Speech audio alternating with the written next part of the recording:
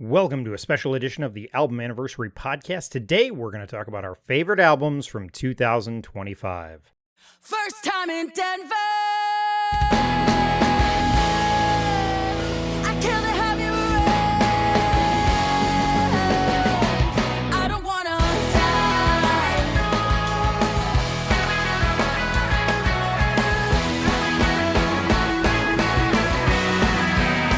You sent me in the summit. I had a few days left to get it off my chest. Tell you what, feeling queasy like I'll vomit. This is the first we met, and how could I forget every song you ever sang? I'm your host, Caleb, or Caleb the Spy is what I go by on social media, and every day on social media, I do my best to post about what I call album anniversaries. So, on the Album Anniversary Podcast, we take a look at a classic album, an album we love, or an album that's important to us, although not today. Today, we're going to talk about our favorite albums of 2025. And before I bring in my guests, there's a couple things I do want to talk about. First off, I just want to say thanks to everyone who has checked out the show this year, everyone who's listened. I really appreciate it. Throughout 2025, I've seen the numbers go up, and so I really appreciate it. People are listening to the show, and I really can't say thanks enough that people are checking out the show. We're trying to make it a weekly show so people can, be entertained by that. So a couple fun things we're doing on this show. One is I'm going to do a little giveaway. I have a signed copy of one of my favorite albums from this year, and I'm going to announce that I'll talk about it, which one it is, when we're going through our list. But if you would like that copy of it, the signed copy of it, just retweet this show telling me what your favorite album of the year was. So either share it on Facebook, share it on Instagram, retweet it on Twitter, and just say what your favorite album of the year was. So just that'll enter you if you just retweet it with your favorite album of the year, or repost it, or whatever it is. The post that I throw up for this episode. That'll enter you. I'll do my best to track them all. I've never done this before, so sorry if I messed it up. Then I'll send you a signed copy of one of my favorite albums from this year. The other announcement that I want to make real quick is that I am on Patreon. And I know I've been on Patreon for a while. I've had my stuff on there, but I'm actually doing a paid tier in 2026. It's called It's Still New Release Tuesday to me, because we always make the joke about, was it released on a Tuesday? And that's how we kind of try and use that to figure out dates. It's $2 a month, and it's at least one extra show a month that'll just be on Patreon. I've got some fun ideas. We're going to do, kind of shows where we just discuss stuff. A couple of years ago, or no, about a year ago, we did one where we talked about the CCM Twitter that Eric holds, and we kind of made a prediction. I've done one where we talked about a certain type of punk rock that came up on a show, and so we had like an hour-long discussion about it. Going to do different discussions like that. The other shows that I'm going to be doing I'm going to be doing a CCM comparison chart show. So we all remember those posters that hung in the Christian bookstores that said, if you like this band, you'll like this band. So not every month, but I'm going to do a couple of those. That's what it's going to be in January. We've got a guest coming up. We're going to listen to the two bands that are being compared, or the two artists, and then we're just going to talk about it. We're going to break it down, probably have quite a bit of fun talking about those two artists. So that's an example of some of the Patreon stuff that I'm planning on doing. So again, it's $2 a month. It's one extra show. And then I know in January, because I already edited one of the shows in January, I'm going to have extra content from one of the interviews. So that's going to go on the Patreon as well. So at least one extra show every month. I'm shooting for maybe two, but no promises. I just want to start with the one. It just helps to kind of cover the cost of some of this. So that's what I wanted to say before we bring our guests in. So again, thank you so much for listening. I can't say thanks enough. People actually check out the show, and I am thrilled. And a lot of you have been guests on the show. Please keep on signing up to be on the show. It's a huge deal to me. So that's thanks for listening. Thanks for checking out the show. Retweet this one, or repost it, or whatever, and you can win a signed copy of one of my favorite CDs from the year. And then please go check out my Patreon. It's easy to find on Patreon, the Album Anniversary Podcast. Thanks for a great 2025. And looking forward to 2026. Actually, I forgot something before we introduce our guests. The other thing is, I had some people, I threw it out on social media. I had some people throw in, or send me their clips of their favorite 10 albums of the year. So I've included those, especially on the Patreon. I'm still trying to figure out exactly how I'm going to do this, but if you want to hear other people's, that might be on the Patreon. I might just include it for free. They were good enough to do it. We'll just send it to everybody. That's what we'll do. So in between our conversation, we'll also hear from some other people who sent in their top 10s. It was cool to hear those. So those will be kind of intercut into our into our show. So if all of a sudden you're listening and one of us isn't talking, that's what's happening. If you've nodded off in the middle of our conversation and you wake up to somebody else talking, it's not a new podcast. It's just somebody else going through their top 10. So listen to them, rewind, and listen to us again. All right, let's get to our guest. I want to welcome back to the show, Steven. Steven, welcome back to the show. Man, it's really great to be back, especially for this episode. Yes. Great. Excited to hear your top 25. I know you've been laboring over it. And then also we're joined by AJ. AJ, welcome back to the show. Thanks for having me. All right. You guys told me beforehand you guys do this regularly. So it's not like I totally twisted your arm to do this. So this is something that you guys have done for years? Yeah, absolutely. Yeah, I've been doing top 10s seriously since 2014 is probably the last like real list I can find. Maybe I've done it beforehand, but like when I started making lists, it was about 2014 when I started doing this. Okay, 2014. Do you ever go back and are like, oh, I messed it up. I totally messed it up. Yes. Yes. Okay, I mean, I messed up last look year. at a list. If you want me to look in a list and we could do this in real time, I will find this because I have it that quick. So I make sure to have my lists and my top albums. What's the one you regret the most? Let's just do that. Like, oh, I put that at number 1. What was I thinking? Maybe I guess I was in 2013. 2011 is my latest list. My bad. So I would say a big miss that I had was A Day to Remember was on one of my lists for my top 10. I don't know if that's I don't know. I don't think that's a one that I would put on my top 10 anymore. Got it. AJ, do you have any that you can think of? I continue to labor over how I feel about The Queen is Dead because I have lists going back to 1980. Holy cow. Yeah. 1980. Were you alive in 1980 though? No, I was not. So a lot of those are retrospective. Like, Yes, hey, of course. Okay. So it's not like in the moment and then like taste change and you're like, you know what? I love that album. Not so much anymore. Yeah, but that's what's happening with The Queen is Dead and like Smith records in general. I love them when I was younger. I don't know if I love them as much as I once did. I see.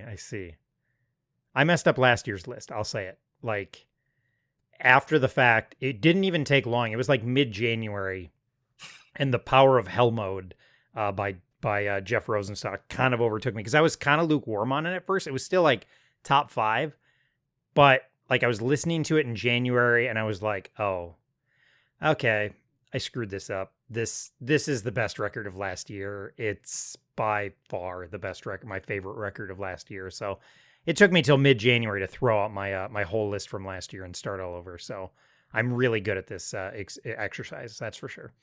No, this is absolutely like a snapshot of where we're at, like right now, right? Like, yeah, that's all. There's no way. Like, I listened to almost 70 new albums last year, but I don't think I consumed all of them to like the depth. Well, there's absolutely going to be something that came out this year that I don't know, a month or two from now, I'm gonna be like, how in the world? And in several instances, it's ones that's like I found in the past like week or two, kind of trying to be thorough to be like, did I miss anything this year? And so there's just things I haven't gotten to spend time with. And that happened last year as well. It's going to happen every single year. Like these are snapshots with what we heard this year, enough to have like some form of opinion on it. And then in the next, whatever, 2 months, 12 months, 3 years, we're going to find something and be like, what? Oh man, it's a bummer that I missed that. Now I'm on like permanent record now, having said these things. And like this happens on any of these conversations. I've had these for, decades albums again for like the 1980s, 1990s and whatnot. And you hem and haw over those. And then like as soon as you're done recording, you're like, now that shouldn't have been number 10. That shouldn't have even been on the list. That should have been number 12. So yeah, there's definitely going to be some immediate regret. I mean, I 100% agree with that. I think that, like you guys introducing me to Spanish love songs, like that wasn't even on my radar for a top 10.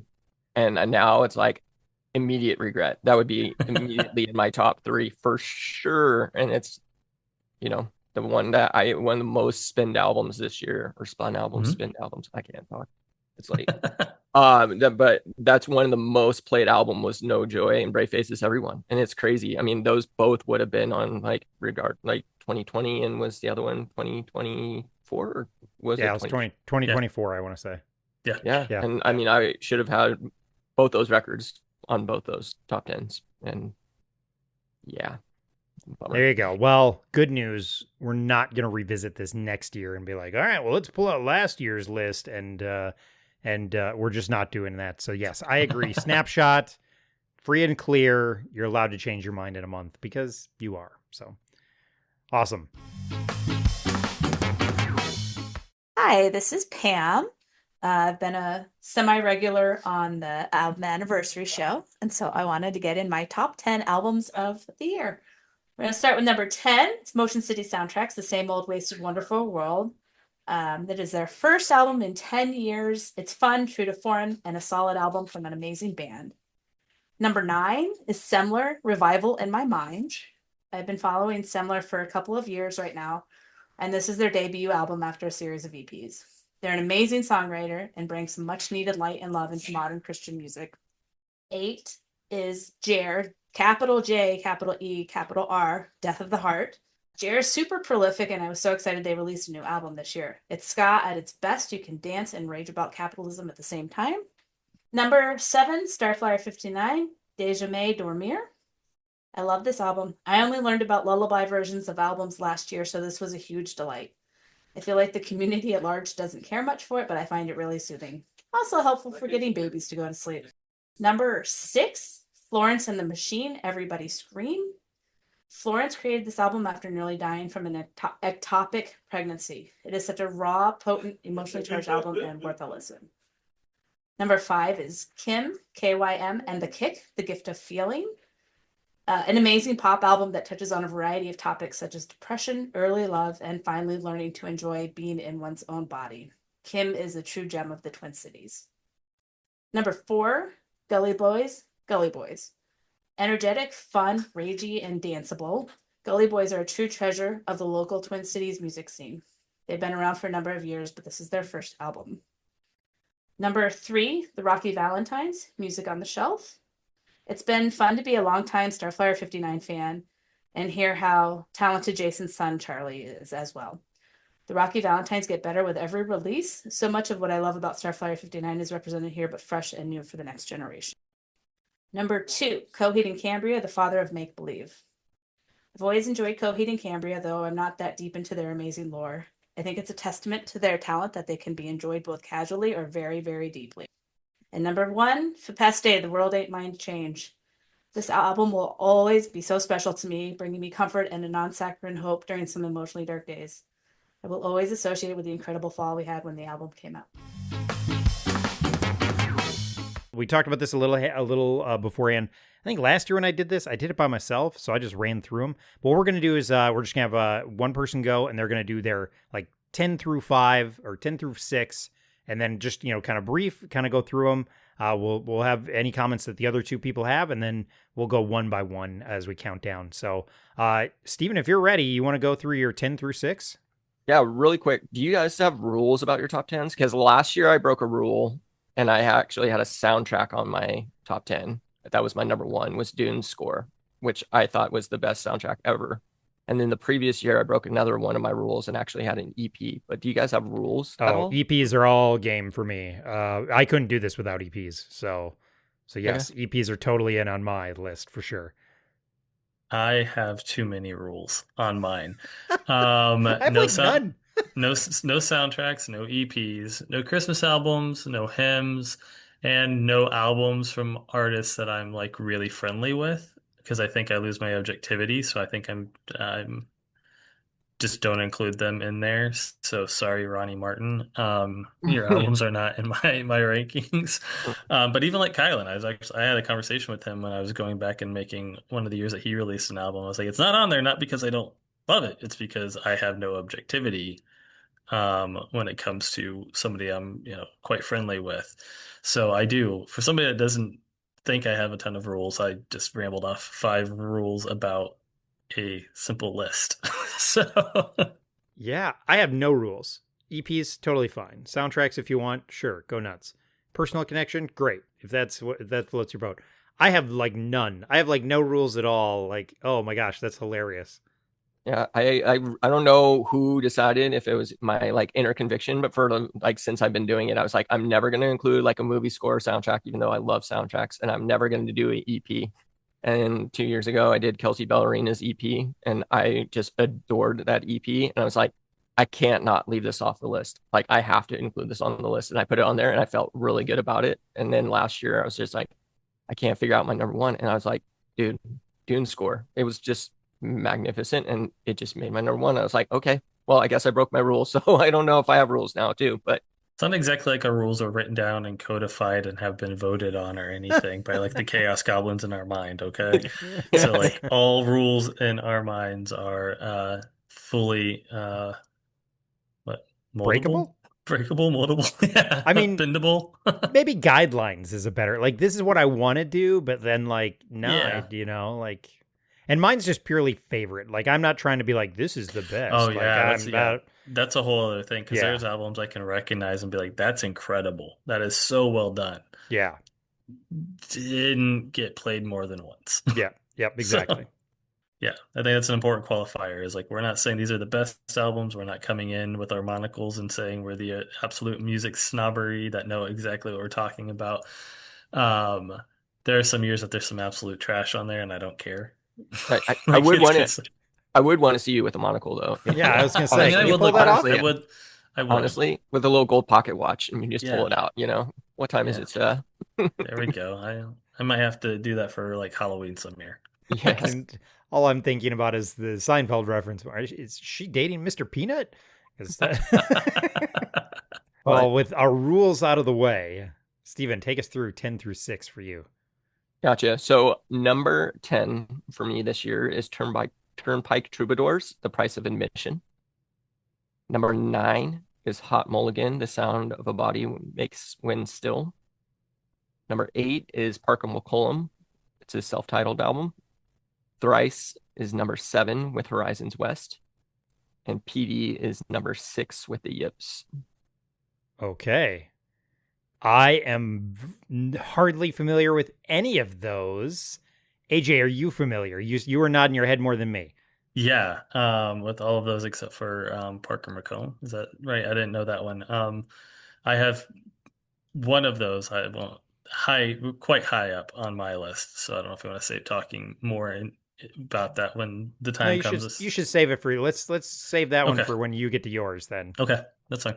So then, Stephen, for any of those, like, what's just a couple things that stand out on some of those? Like, just, like, especially the number 6 or 7, as you start to get higher, like, hey, this one had to be on here when I heard it, or any of those that you kind of feel like you just need to give a little more color on. I mean, for me, I love pretty much. I mean, I love my top 10 now. I mean, it took me a labor of love, like I said, to revise this and work through this. I mean, I always do honorable mentions too. So, I mean, I have albums that were in my honorable mentions that probably could have made even this bottom list, but just some of them, it's like significant songs that really spoke to me from each one of these albums. Yeah, with Turnpike Troubadours, The Price of Admission, this song really spoke to me this year. I really love the song Heaven Passing Through. That is just one of the best songs I've heard this year. I just really like this guy's writing. I don't really listen to him enough. My brother has been badgering me to listen to these guys probably the last decade. And it was probably this year when they finally clicked. And that's one thing that I love about music. You can listen to a band for sometimes and music doesn't hit, and then a song from them does. And for me, it was definitely that song, Heaven Passing Through. Hot Mulligan has the strangest song titles in existence, but I just like, I don't even like want to read these song titles because I feel like they're so bad. But like, it's kind of like how, like Fall Out Boy had the weirdest song titles for things, and then you try to explain them to somebody and they're like, what are you even talking about? And it's like, it's a song, and you're like, no, I don't think that's a song at all. Like there's a song on the new one that's like, It Smells Like Fudge Axe in here. I have like, why do you even title something that bad? Like honestly, that song freaking rips, dude. It's super good. Another song on that album that I loved a lot was called Slumdog Skungillionaire. Like if I'm even pronouncing that right, like tragic. But I really liked this album. It was a little bit slower than their usual stuff. I'm a my number one genre of music this year, which I'm super proud about, was Midwest emo. So, being from West Coast, Best Coast, but representing Midwest emo, that felt super good. And I just really like Hot Mulligan. I love them a lot, love them in concert. And they just put out a really thoughtful record this year. It's a little bit different from their previous record. Parker McCollum, he's another country artist. I really like his cover from Chris Knight, called Enough Rope. If you want to listen to a really good song, that's a really good one. I don't know how much you love or hate country, but that cover is a fantastic cover. And it's not your like bro country. It's not your dirt road country. It's not your. I just like guys that actually write really honest music. I think we've talked about this enough, where guys like Brian Fallon, or I spoke about it, Dustin Kensrue too, but Parker McCollum has a different way of writing country music, and like they're really sad songs sometimes, but they're really good sad songs. And but there's some real heart to them. Thrice was probably my biggest surprise that it jumped up to 7 this year. I really had a huge, I don't know if I want to say disdain. I really did not like their last 2 albums. So I was very hesitant when they were about to drop their new single. And when they dropped their first single, Nash, it blew my mind. And I'm like, oh, Thrice is back. Like, it was so good. And then Albatross was so good. And then they had, I think it's called Holding On. That one was so good. And it just, I hate these singles things. I think John was talking about it, like not wanting to listen to singles all next year. And I might join him on that. But I don't want to agree to it because ADHD might get the best of me. But it's just an incredible album from Thrice, and I'm really bummed I missed them. They were just in San Diego and they were just in Anaheim, and a dude from my church was wearing a shirt, and I'm like, you went and you didn't let me know. I was so bummed. But and then PD, I mean, is a really fun band for me. I mean, I really like his last album, PD USA, a lot more, but this album was, I mean, PD just writes really good poetry and fun songs to sing along to, and just a lot of emotion. That's enough of me rambling, but that's my. No, that's great. That's what we want. I want the pitch with I know we'll maybe go a little more in depth and we'll go a little slower, but like, yeah, no, that's great. Like, it sounds like there's a lot of variety on there. So yeah, that's super cool, man. And I am excited to hear Thrice that high again, because I think maybe not to the level of Under Oath, but I feel like Thrice is one of those bands where not everyone is connecting with everything they're doing. So like, that's super cool to have like, oh yeah, a couple albums where it's like, maybe not for me anymore, and then to have them come back. It was cool to hear them be on your list. So that's awesome. Hey guys, it's Pete from A Pickle Home Companion chiming in with my top 10 albums of 2025. Now, before I get to those 10, and I know you're waiting, I want to chime in with a couple albums that don't quite fit that top 10 motif. One's a live album, and another one's an EP. So it doesn't quite fit in that original music of 2025. It's the live version, or it's a shorter record. So I'm going to go with live album is Pliny, and that is live in North America. And then on the EP side, I have Ethan Luck with Under the Weather. And another honorable mention of that, my buddies here in New England, Another One Down with Face Reality. So check out those. All right, my top 10. In no particular order, though I made them in order because we needed to go top 10 in descending order, so I did it. But these all are all over the place. But anyway, number 10, Make Me a Mountain from Nate Parrish. At number 9, The Blue Nowhere from Between the Buried and Me. Number 8, my surprising album of my top 10, Turnstile, Never Enough. Really dug that. And number 7, the triumphant return of the Swell Season with their album Forward. At number 6, we have Rushmere from Mumford & Sons. At number 5, Parasomnia, Dream Theater. At number 4, The Hives, Forever, Forever, The Hives, from, you guessed it, The Hives. At number 3, The Yips from PD USA. That was a memorable set from Furnace Fest 2025. Really dig PD USA. And number 2, formerly of Mute Math, we have Paul Meany with his album Forever Phase. And coming in at number 1 on my top 10 albums of 2025, From Drew Holcomb and Ellie Holcomb, I have Memory Bank. That is a phenomenal album. Thanks a lot, Caleb, for making this happen and for bringing us together to just enjoy albums, enjoy their anniversaries. And I look forward to talking about a couple of these albums in 5 and 10 years' time. Thanks. Awesome. AJ, how about you? So 10 through 6. So number 10 is Irish Basement's Pattern Behavior. This album answers the question of what a hypothetical band made up of like the members of like the Smiths, New Order, and the Gin Blossoms would sound like.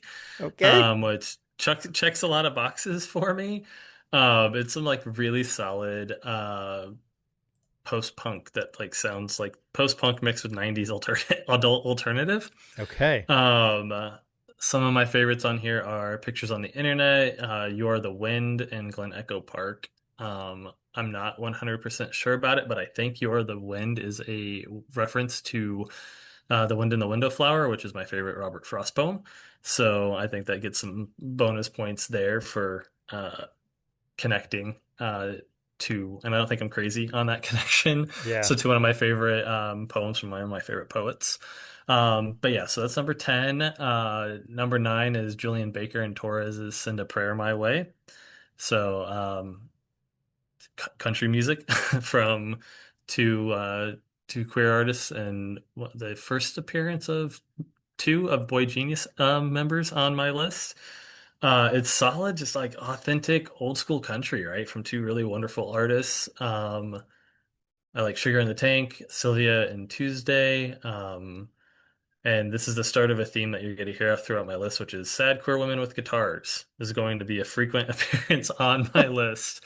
And this is the first of several entries that fit that description. Speaking of sad queer women with guitars, Blonde Shell, If You Asked for a Picture. So I really loved her 2023 debut. It was in my top 10 for that year, and it's like this angsty grunge sound, Hmm. which is like making a really interesting comeback, in my opinion. This is a little bit lighter, almost more like an indie pop type album. But there's some grunge in there. I really like 23's a Baby, Arms, and He Wants Me from that album. Gigi Perez's At the Beach in Every Life. This album is basically like if you're trying to engineer an album in like a lab for me, it's a sad, yearning queer woman, check, acoustic guitar, check, songs about love, faith, and grief, check. It was inevitable that this would be a favorite album of mine this year. It was only really just a question of like how high it would go. But here's an insane fact. It's something you were actually just talking about, Steven. The first single off of this album came out over a year before the album came out. Huh. And the third single on this album is one of my favorite songs in 2024 to be released. And that's Sailor Song. I also like Please Be Rude and then the title track for this album. So that was what, number 8, I think. Do I have that right? And then that was number 7. Okay, so number 6 is Tom Odell's Wonderful Life. So I like sad queer women with guitars and then sad white boys with pianos. And so this was a really good one. I read that this album was inspired by him having an existential crisis at the state of the world. And I get that. And so it's somebody that's like quite thoughtfully engaging with what feels like you're going crazy when you look at what's going on in the world. And then you can kind of feel like he's on the verge of like this full-blown panic attack and full-blown meltdown several times in the album. But there's also like this hopefulness that comes through. And I appreciate that. And Hmm. that's going to come back later. There's some really great lyrics, but some of my favorites on here are Prayer, Wonderful Life, Strange House, and Can Old Lovers Ever Just Be Friends? Um, it's not on the original release and got added a few weeks later, but there's a song called When I Close My Eyes that is incredible. I can see why he was like, oh, we made a mistake by not putting this on the original album. Let me re-release this album with it. It's like Sufjan level of like Mystery of Love kind of depth Hmm. in the gut punch. I saw Steven's eyes go wide. And based off of listening to that, I'd written a short story that has made a bunch of people cry. So I imagine that that might be happening with this one too. So that's my 10 through 6 right there. All good stuff. Pretty Yeah. diverse, I think, too. Yeah. It's funny because I think for a lot of the stuff we've talked about, right? Like you've been on the show to talk about like the Clash and Hmm. some more punk rock stuff. So like the acoustic guitar driven stuff is like not something I was expecting necessarily. So that's a fun surprise. Yeah. There's gonna be some punk, don't worry. Steven, are you familiar with any of those? I'll be honest, I don't think I'm familiar with any of those. Caleb, I think that means you need to listen to better music. But no, I'm just kidding.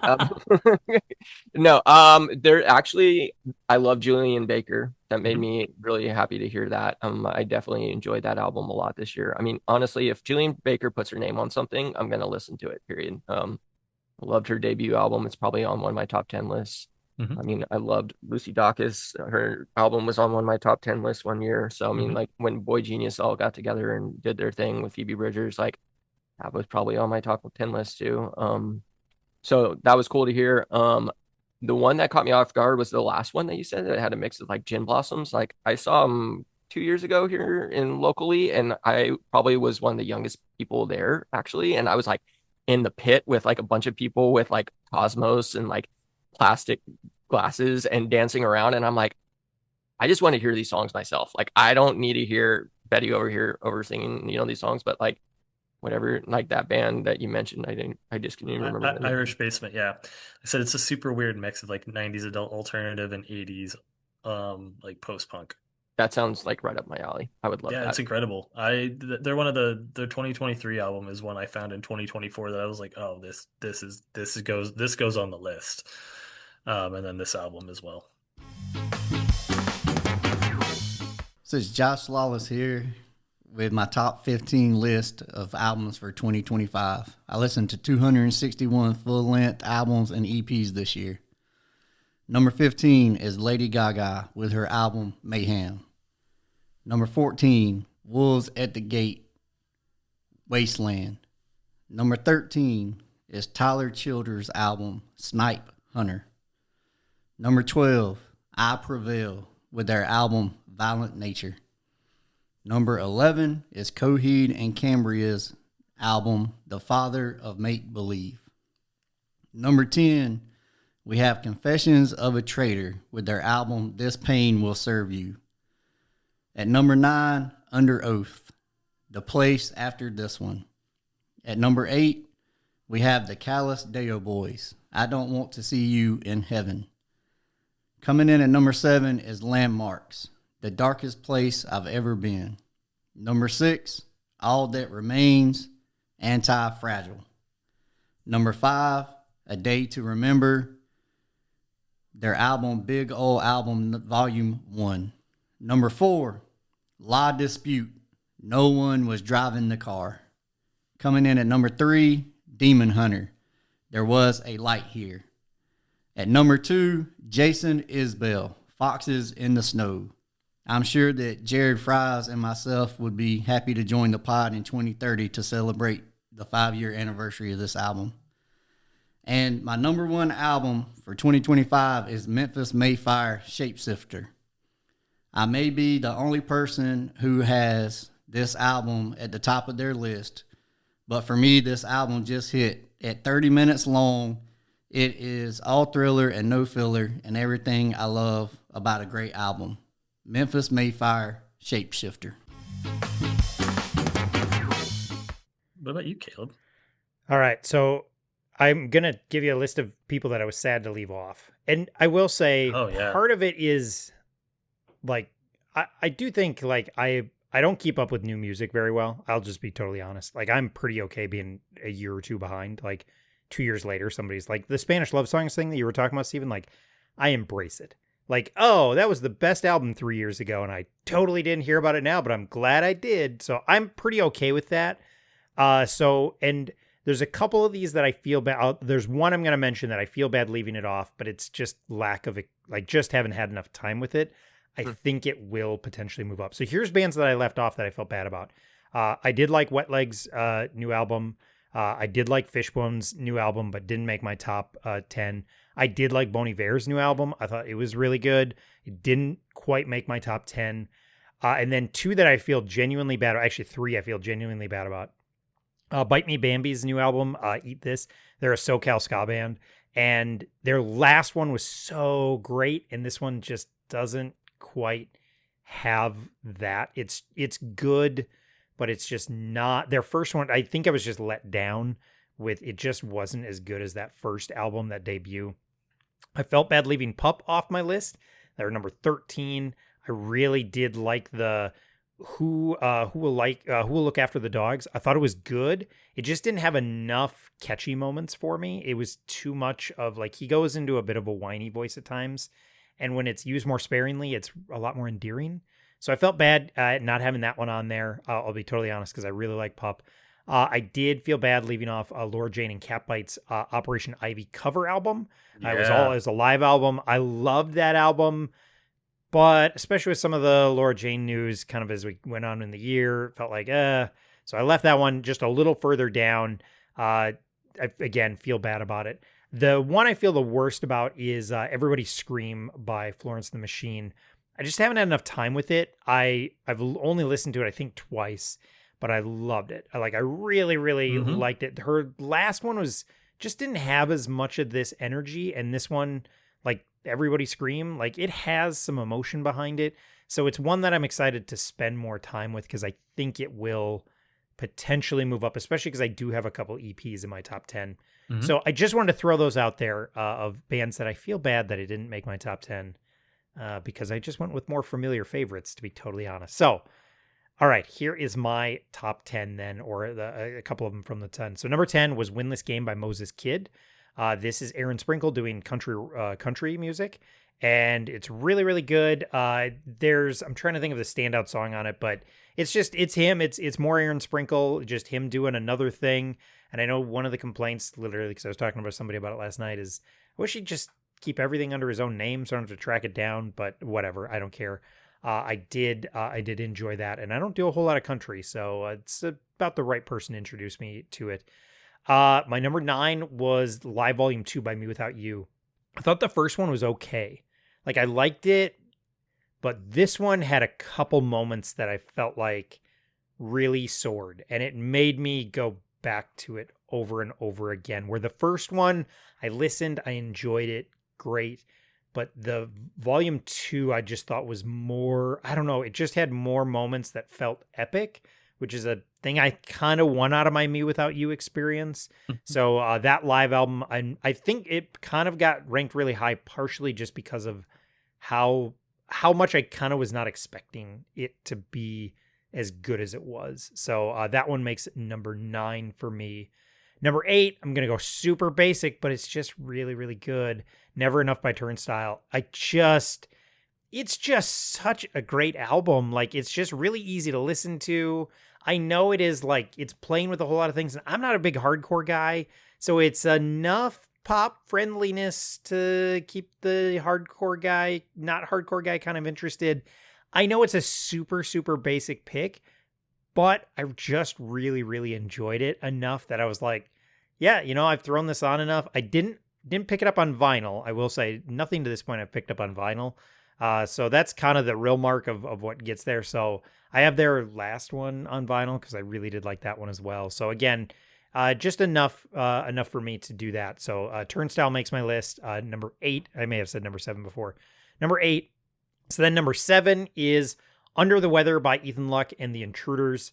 I just am a huge Ethan Luck fan, and I really love the Intruder stuff. It's kind of rockabilly, punk rock, acoustic. It's this real mashup, and I love when he does that. And also there's the caveat that we're recording this on the 9th, and he's releasing a new album on the 12th. So it kind of kills me that I haven't had a chance to listen to that yet. So I'm excited to listen to that, so that may make it in there. I've heard it's a little different flavor than this, so it's not his ska album and it's not the Intruder, so it is really something unique. So I'm really excited to check it out. But anytime Ethan Luck puts something out, he just seems to have that thing that kind of draws me in, and I want to I end up loving all of the stuff that he does. So that made it for me. And then number 6 for me, and I feel genuinely gutted that this is not in my top 5. and I'm really torn on this one. Like my 6 through 2 feel very interchangeable, but it's Straight Line was a lie by the Beths. First listen, I was totally unimpressed with it. I was like, oh, this is too much acoustic stuff. I just don't, it's not doing it for me. And then I went back to it again. I was like, I need to give this another listen. I need to listen a little closer.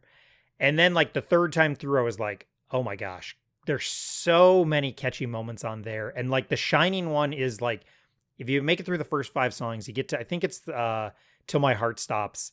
It's the first song on side B, if you get the vinyl.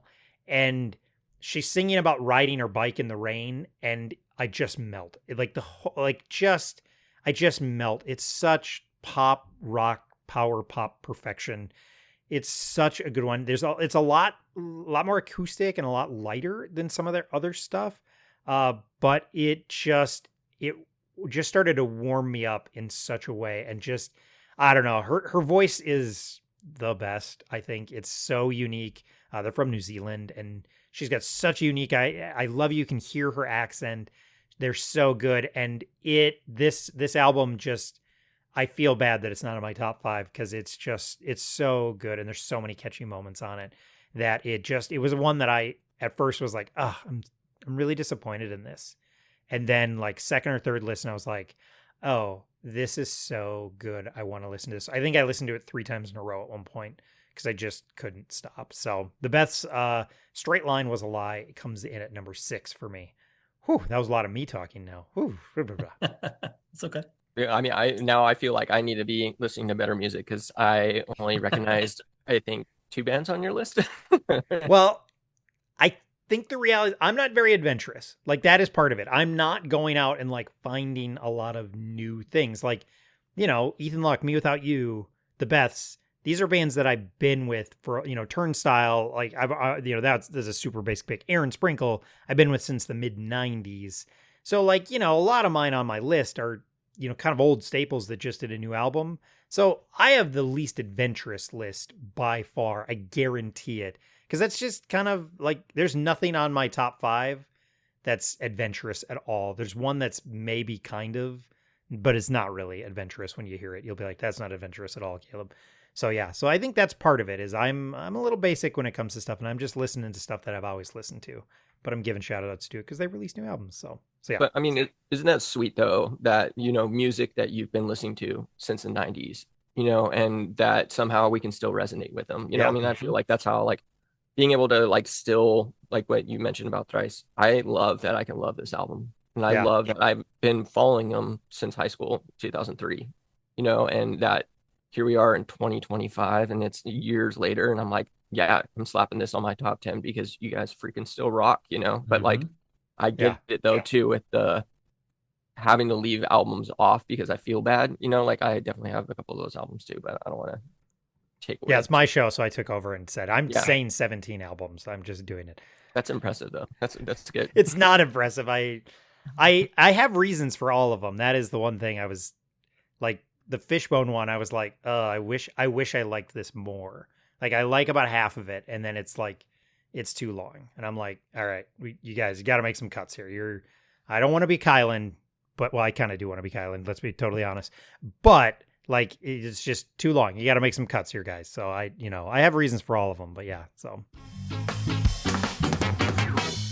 Hey there, it is Brock Dittus from Pickle Home Companion and a number of other things on the internet. Reading down my top 10 albums of 2025. Number 10, Ready to Pop by Chris Ballou, the frontman of the Presidents of the United States of America. This guy's been putting out 2 albums a year for 5 years now, and so I don't know where this falls in his top 10, but he did a great job with this record. It came out this year. I forget if this was the first or the second that came out this year, but I like it. Number 9, Winless Game by Moses Kid. This is a pseudonym for Aaron Sprinkle. It is kind of a country-tinged sort of record, and it's real good. I only heard it late in the year, but I really like what he did, and I like Aaron Sprinkle overall, so that's great. Number 8, Goth Daddy. This is Kevin Robinson's project, formerly of Viva Voce and other things. Blue Giant, if you know them. Blue Giant is fantastic, but Goth Daddy is brand new, spelled with V's.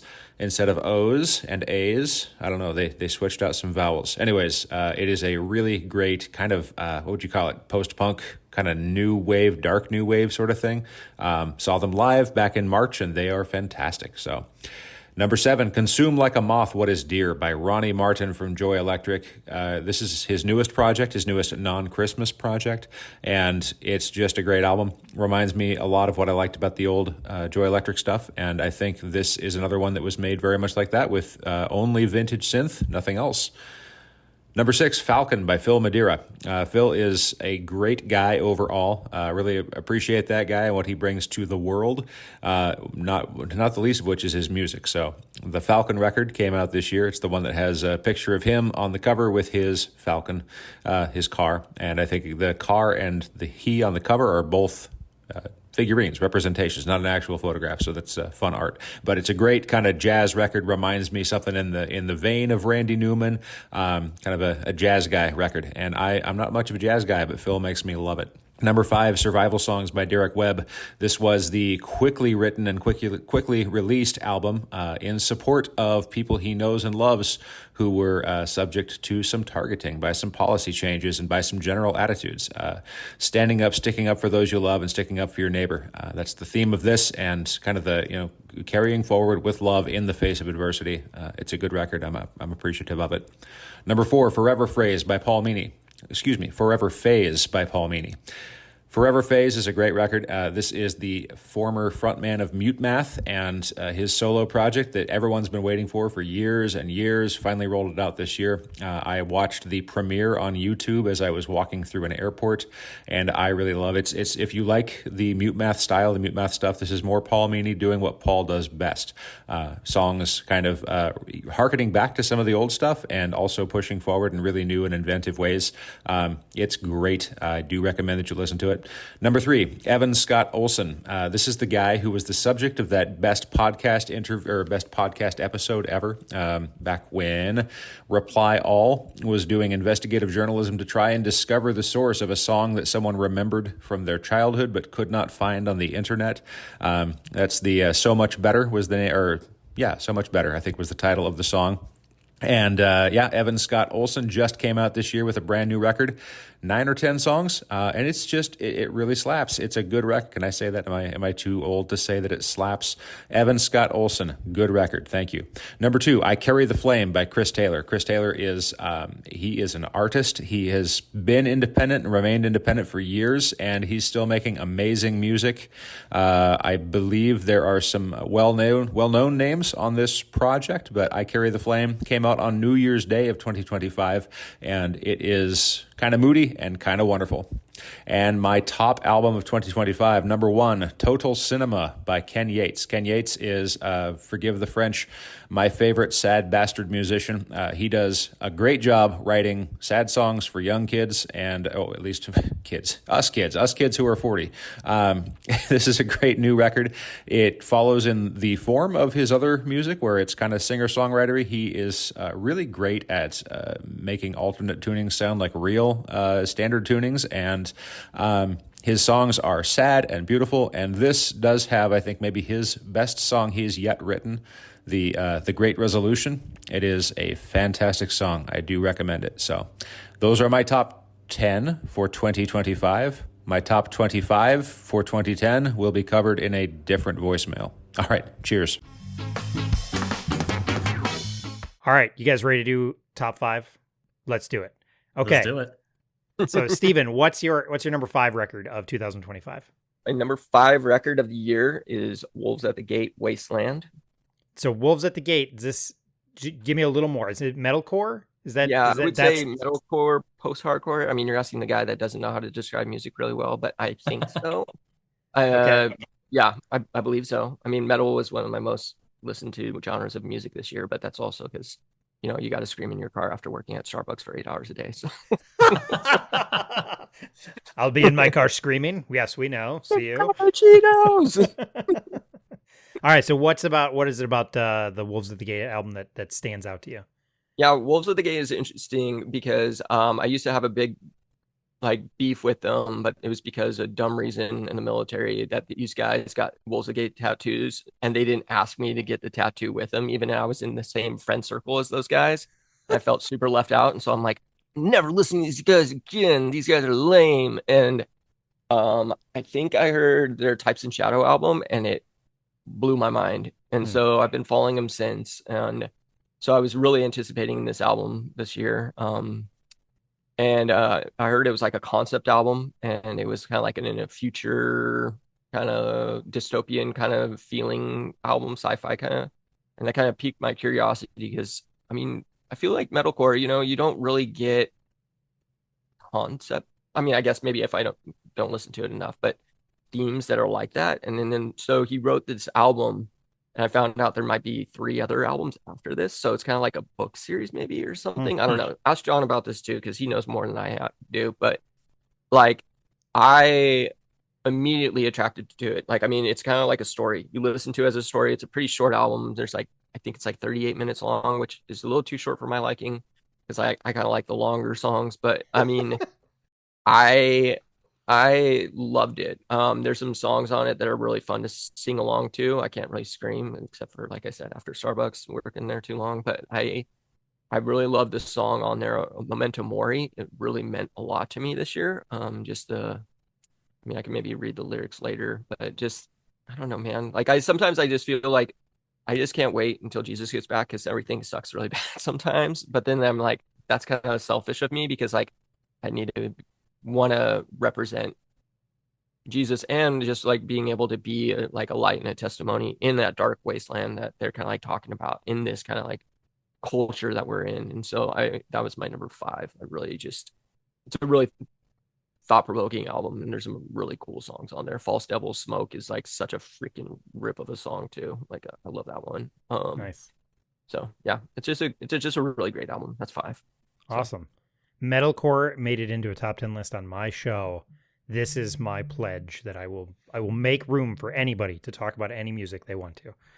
All right, AJ. Sorry, metalcore's fine. I don't ever listen to it. And then you had Turnstile on your list, dude. So I know. I'm judging you a little hard for that one.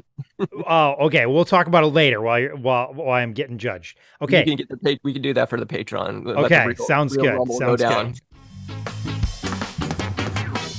Hey, it's Kevin from A Pickle Home Companion. Here is my top 10 list for albums from 2025. Number 10, Motion City Soundtrack, The Same Old Wasted Wonderful World. Number 9, Damien Jurado, Private Hospital.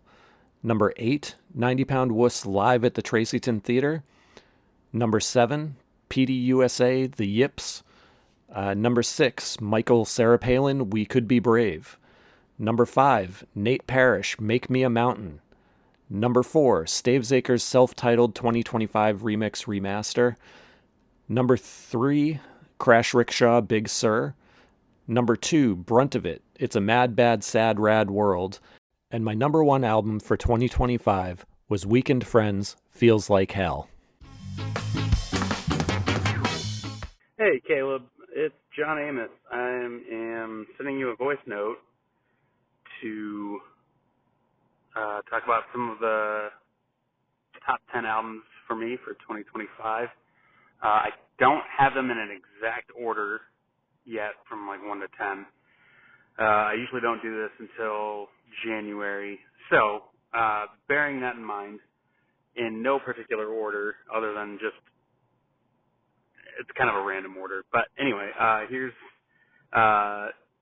my candidates for top 10 albums of the year. This is a good chance of changing. Anyway, here we go.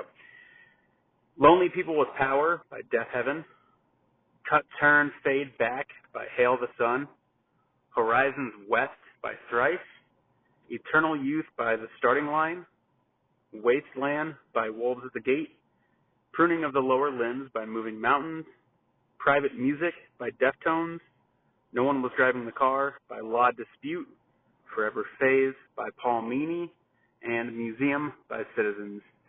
And there you have it. That's 10 albums that I am considering for my top 10 albums of the year.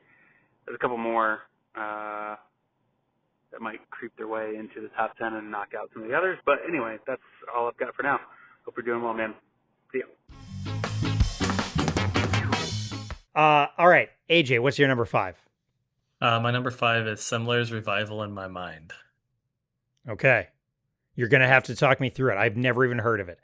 Okay, so it's like catchy country and folk meets like 90s adult alternative like jangly guitars, right? Like this Okay. sound, and you combine it with like really beautiful and like honest lyrics. It reminds me of like the Gin Blossoms and the Refreshments type music, especially the music that members of the Refreshments have made since then that I can't remember if I've talked about on here, but I've talked about in other shows that I really like. So it sounds like this like Southwest country vibe that I don't get to talk about enough. But yeah, some more sad queer women with acoustic guitar. But yeah, it's like catchy folk country music with like good guitar work, good lyrics. I really like Hold a Candle on there. Obituaries is like really poppy and thoughtful. Amen is really good. Little Light is a really good song about perseverance. And it references Paducah, Kentucky, and I got some love for there. And then Eldest Daughter is somebody that's married to an eldest daughter. It's fun to see a song about trying to love an eldest daughter. It's just like well done love letter. It's got this lyric, loving her is like drinking water after drinking liquor my whole life. Hmm. Which I think is really good. And there's like mariachi horns in there again as like that Southwest country sound that I like a bit. And then Don't Grow Up Too Fast is amazing. There's like not enough songs about parenthood out there, and Hmm. this is a great one. And I think that The Laughing Kid, based off of videos that they've shared, is of like their own child. I guess the sweet innocent kid laughing gets put in one of the songs there. So, but yeah, just good like country adjacent. Like that's one of the big surprises I've talked about. Talked about this with Kyle and Savage from Church Jams now that there's a lot of country on Hmm. this list for me. Um, and yeah, this is another one of them. Nice. All right, man, So what about you're you? bringing the heat on the country folk. I was I, not expecting this at all. yeah, even you know what? Kylan actually noted that when I sent him my list. He's like, I don't know if Caleb's gonna know what to do with your I list. know this is so unique. Kia ora from New Zealand. Richard here, aka MC Dragon, and just wanted to share my top 10 of 2025. I feel like kind of hard for me to choose a top 10 this year. I just don't think I've listened to enough music, but like everyone bullied me into it, so here we go. Starting at 10, I won't waste too much time on each one. We'll just zip through it. But number 10, Del Water Gap, Chasing the Chimera. I really like Del Water Gap. I probably prefer their last record or his last record, but this one has a lot to like as well, but just maybe not like as high as the last one for me. At number 9, I have got Lucy Dacus, Forever is a Feeling. I'm pumped. I'm seeing Lucy Dacus in February. Looking forward to it. So I've just been listening to this in anticipation for that, really.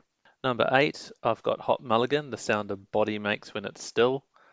I saw Hot Mulligan last year and it was like, it felt just like a show from the late 90s, early 2000s, just lots of people crammed into a small room, really sweaty, lots of stage diving.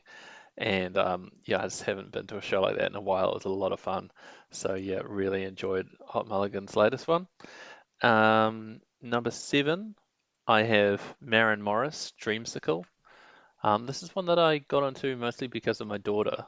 The girls discovered Maren Morris because they were listening to the soundtrack of The Wild Robot. And so then when she released Dreamsicle, we gave it a spin. And there's a lot to like. It's pop country, it's accessible, but yeah, there's something really, I don't know, really present about it. Makes me feel in my body, which is cool. And so I'm taking my daughter, my eldest daughter, to see Maren Morris next year. So yeah, pumped for that. Number 6, I've got the Callous Boys, I Don't Want to See You in Heaven. And look, my appetite for new metalcore is not high. I love the stuff that I've always liked, classic albums from Under Oath, Zayo, Living Sacrifice, Norma Jean, etc. But I don't find a lot to like in the newer stuff that's coming out. This is an exception. Like, this is a really interesting record, and I had a lot of fun listening to it, so highly recommend that one.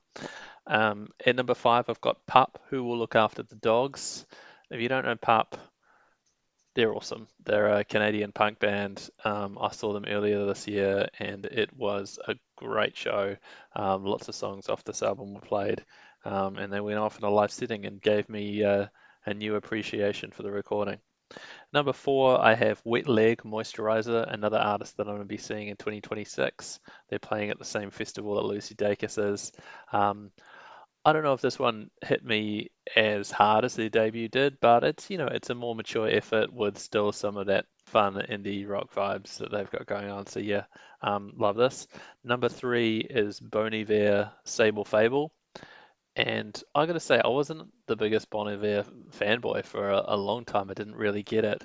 It wasn't really until 22 Million that I really got into him. But this latest record, I think, is probably my favorite thing that he's put out. So yeah, I found myself coming back to it quite regularly. And number two, I've got Horizons West by Thrice. I'm a huge Thrice fanboy, as you know. I've spoken about it on the podcast before. This record, I think, was better than Horizons East and might even be their best record since the reunification. It goes real hard, super sludgy in places. Dustin's vocal performances are strong as always. The lyrics are slightly better than they've been the last couple of records. Like, I think this is a band back in form, so I'm really looking forward to seeing them next year. And at number one, I've been describing this album as like from under the cork tree era Fall Out Boy, but make it Brat. And it's Winona Fighter with My Apologies to the Chef. You know when you can just like you hear a recording and it sounds like the band is having fun. I think about the best Reliant K records like that. Winona Fighter is like that. This is just a really fun pop punk record, loads of energy, and I can't recommend it enough. So yeah, please have a listen. That's my number one for the year. This is probably going to change the minute I put it out, but there you go. That's me, MC Dragon, signing off. Happy 2025, everyone, and all the best for next year. Peace. All right, my number five is, so it's a bit of a stretch, but a lot of people got the album in 2024 because if you were a Kickstarter for it, you did get the album early. But technically, to the general market, it was released in 2025, and it's Cover Story by Russ Taff. I was kind of blown away by this album, and this is why I said I feel bad that the best are not in my top five. But this album, like, I returned to it a lot this year, and the first five songs just the other ones are great, but the first five songs, it bounces between a whole bunch of different things. Duran and The National are covered in the same album. Like, what? They all feel unique, but yet tied together. Yes. It's an amazing cover album. It is America number whatever 4 or number 2 by Johnny Cash level of like older guy who's been through the world and takes it. Yes, and the Demons cover by The National, hands down, is incredible. It is absolutely overwhelmingly amazing. Like, it is as good as the original, pushing it even. Like, it's so good. And yes, and then is people are people. That's Depeche Mode, right? Yes, that's so. Depeche It's Mode, yes. like that cover is so good. I think that one is just as good as the original. And I'm covering Depeche Mode in January on the show, so like I've been listening to Depeche Mode, but like, oh my gosh. So yeah, I overwhelmed by that album. It's so good. Yeah, this is an album for me that was actually initially on my top 10. So it is one of those honorable mentions for me that was hard to cut because, like you said, that top half is so good. Yeah. And the Demons cover in particular, but then Ordinary World is really well done and features a cameo from Kevin Max from Yeah. DC Talk and everything. And apparently he's the one that facilitated it, if I remember right from the Church Jams Now interview, that like he just called up Duran Duran and was like, "Hey, Russ wants to cover this. Can we do that?" And made it happen, and then was there. And so he sang on it. And I think it was Kylan that I didn't even catch it the first time, but he's like, "Is that the very unique and identifiable voice of Kevin Max I hear?" Sure. Yeah. When talking to Steve Taylor, who produced this, and Russ Taff.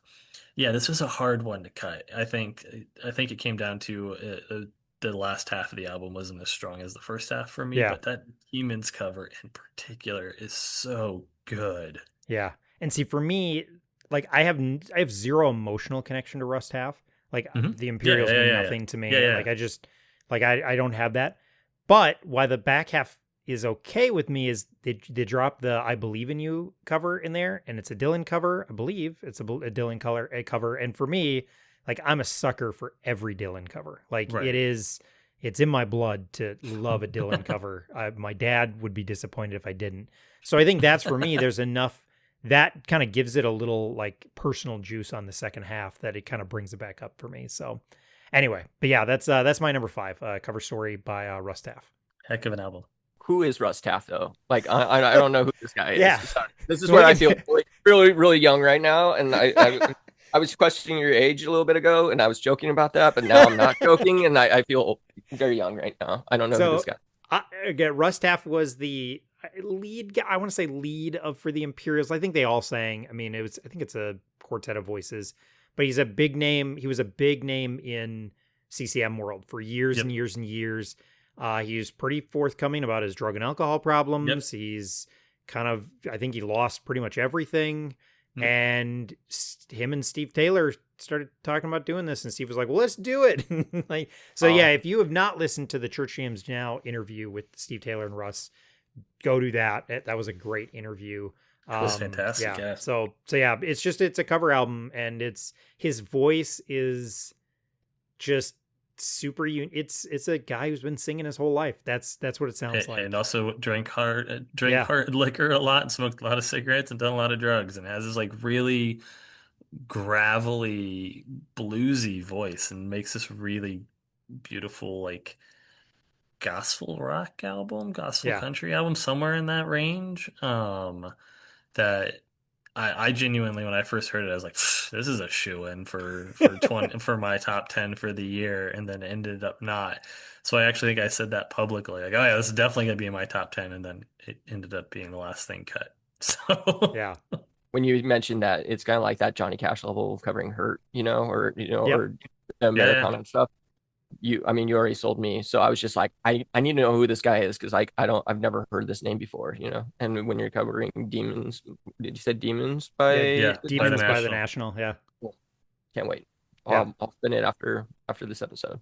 Yeah, I sorry, we got to talk about other things, but because we're already going longer than I thought it would. But like when I put it on with like zero expectations, that's the other thing. So like, like if you're going in expecting like, oh, it's going to be Johnny Cash level Hurt. Like that was probably helped it for me, is because I went into it going like, okay, this can't be that good. And I was like 4 songs into it, and Demons came out, and I was like, what is going on? So I think like having zero expectations probably also really, really helped kind of wow me on it. So yeah. I'd agree with that. I stay down with my demons. I stay down with my demons. Steven, what's your number 4? Sorry, we gotta keep on moving. That was a great conversation. The young guys are trying to figure things out. All right, it's beginning to look a lot like existence over here. So cool. Number 4. So welcome to My Sad Life. This is going to be my sad album of the year. It's the band Have Mercy, and it's the album The Loneliest Place I've Ever Been. This was like a really surprise for me. I've never listened to these guys before. I think sometimes Spotify catches me off guard when I'm listening to the Wonder Years, and I don't realize that I'm stopped listening to the Wonder Years, and somehow this band showed up, and I've never heard Have Mercy before. And this album, I adore this album. It came out August 29th. Some of my favorite songs on it are Little Pieces, Old Selfish Me, This Could Be Gold. I'm pretty sure that's my Instagram song that you can listen to if you want to go to my Instagram page. What Happy is super good. Medicine.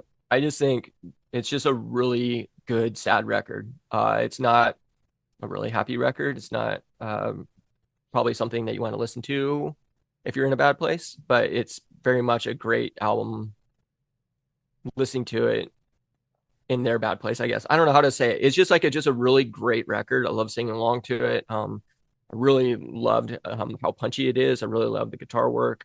I loved his vocals. I mean, it was just a complete surprise. I've never heard of Have Mercy before in my life, and now I want to go see him in concert because I mean, and I probably will buy this vinyl because I liked it that much. Yeah, when you sent them to me, I listened and I was like, "Oh, this is really good." I genuinely think it's one of those things of if you had sent that to me when it came out in August, might have had a better chance of making it higher up the list.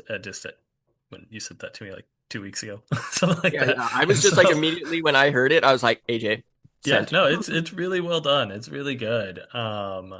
And so yeah, I appreciate that you sent that to me, and I liked it a lot, and I've listened to it a couple of times since then. Um, Yeah, it's one of those circumstances of time when it comes to these lists. I think if you're releasing anything in like January, maybe even February for me, and then like November, December, like I don't know, you're getting kind of late and or too Yeah. early and too late in the year to end up on my list. My brain's forgotten about you, or I haven't gotten to spend enough time with you. Yeah. But it's a Well, good album. I'm gonna have to check them out. That one looks kind of up my alley, so I've added that to my list of things I need to check out. So yeah, Next time I'll send it to you too, Caleb. It wasn't that I didn't want to send it to you. it's No, we had a okay. whole conversation. We were going to exclude you. We're like, don't tell Caleb about this. No, You this don't is share good music There's with not him. enough. There's not enough walking bass lines and horn lines, so we're not sending it to him.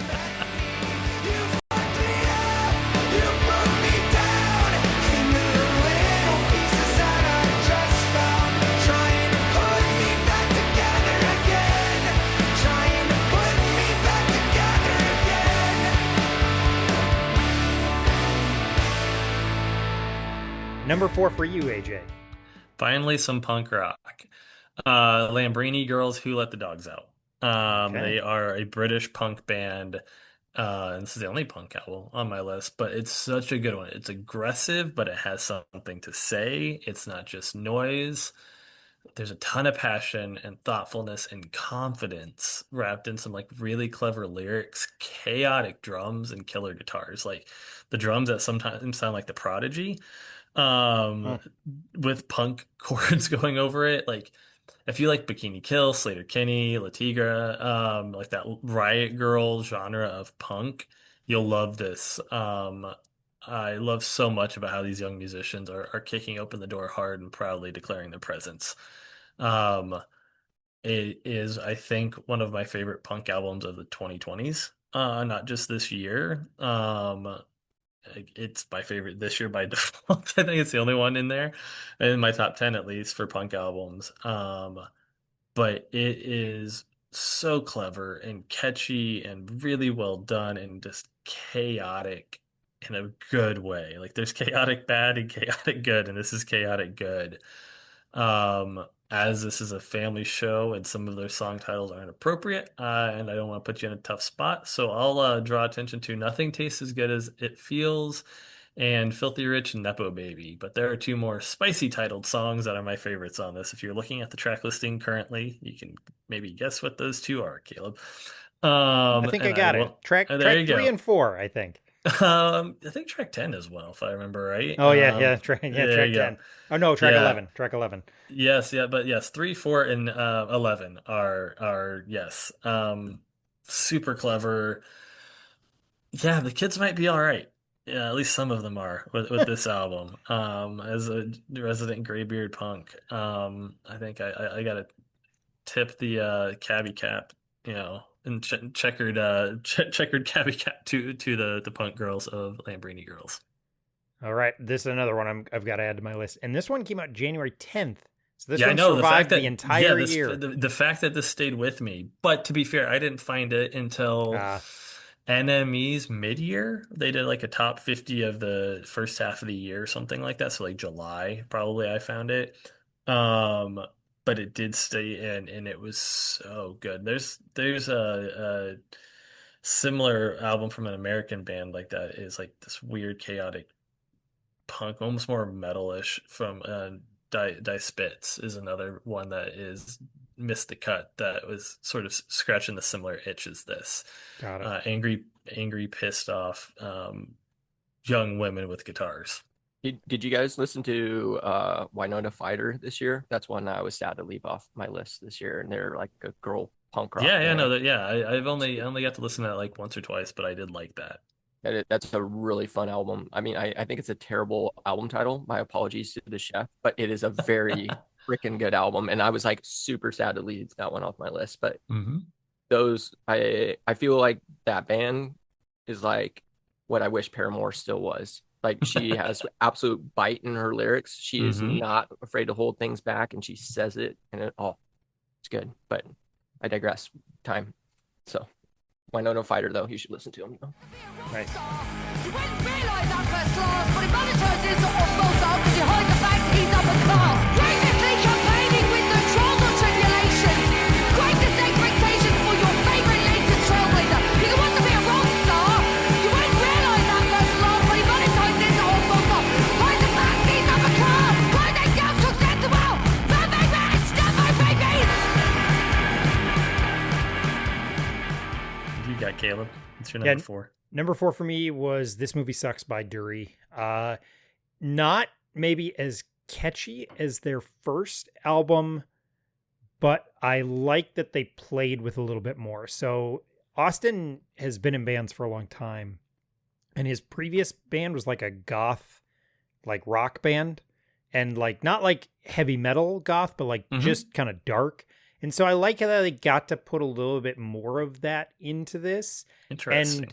And they, like there's a little bit more chaos in some of the songs, and there's just a little bit more of that. So it's not as insanely pop rock friendly, although it still does, especially in the second half of the record, it still has that. And I think that's the interesting thing about this one, why maybe it didn't land. Again, this is another one that's really grown on me as the years gone on, because I don't know, I Just Work Here, Good Grief, and Slugbug are all kind of these like super, super catchy songs, but they're all kind of at the back half of the record where like there's a little bit more going on the first half. Like Bully is a really unique choice because it's just kind of chaos, which that's not really their thing. I mean, their thing is more these kind of a little bit safer pop rock like stuff that they are doing. So, and yes, I will admit there's the personal connection of them being the darlings of Minnesota right now and the Minneapolis scene. Like, it's hard to get away from them, but I did really, really enjoy this. Also, part of this is my 11-year-old really loves this record. Nice. So that probably helps me have a pretty good fondness for it. So, but there's still enough catchy moments on it. Like Porcupine is so hilarious when he's like, see ya later, alligator. And then he tries to rhyme something with hippopotamus. It's really, really good. So again, it's a little bit safer, but kind of safer pop rock, more on the rock side than the pop, but enough catchy moments that it held my attention. And again, I'm hoping, I'm pulling for Dury to be able to make a career out of being, they're never going to be the Foo Fighters, but I feel like they've found a nice spot where they can be a touring band that like makes their money. And it doesn't hurt that his dad teaches my daughter guitar. I'm not gonna lie, that also is a nice little connection That's nice. That's for cool. our family. But yeah, so I did really enjoy This Movie Sucks by Dury. So number 4 for me.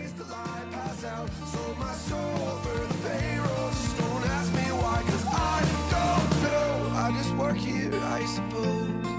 I don't care, you can burn it down. As far as I'm concerned, call it apathy.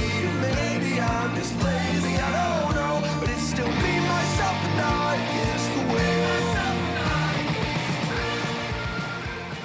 Steven, I think we're back to you for number 3.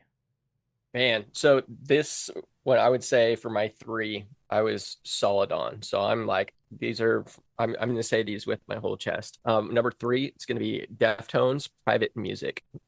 Okay.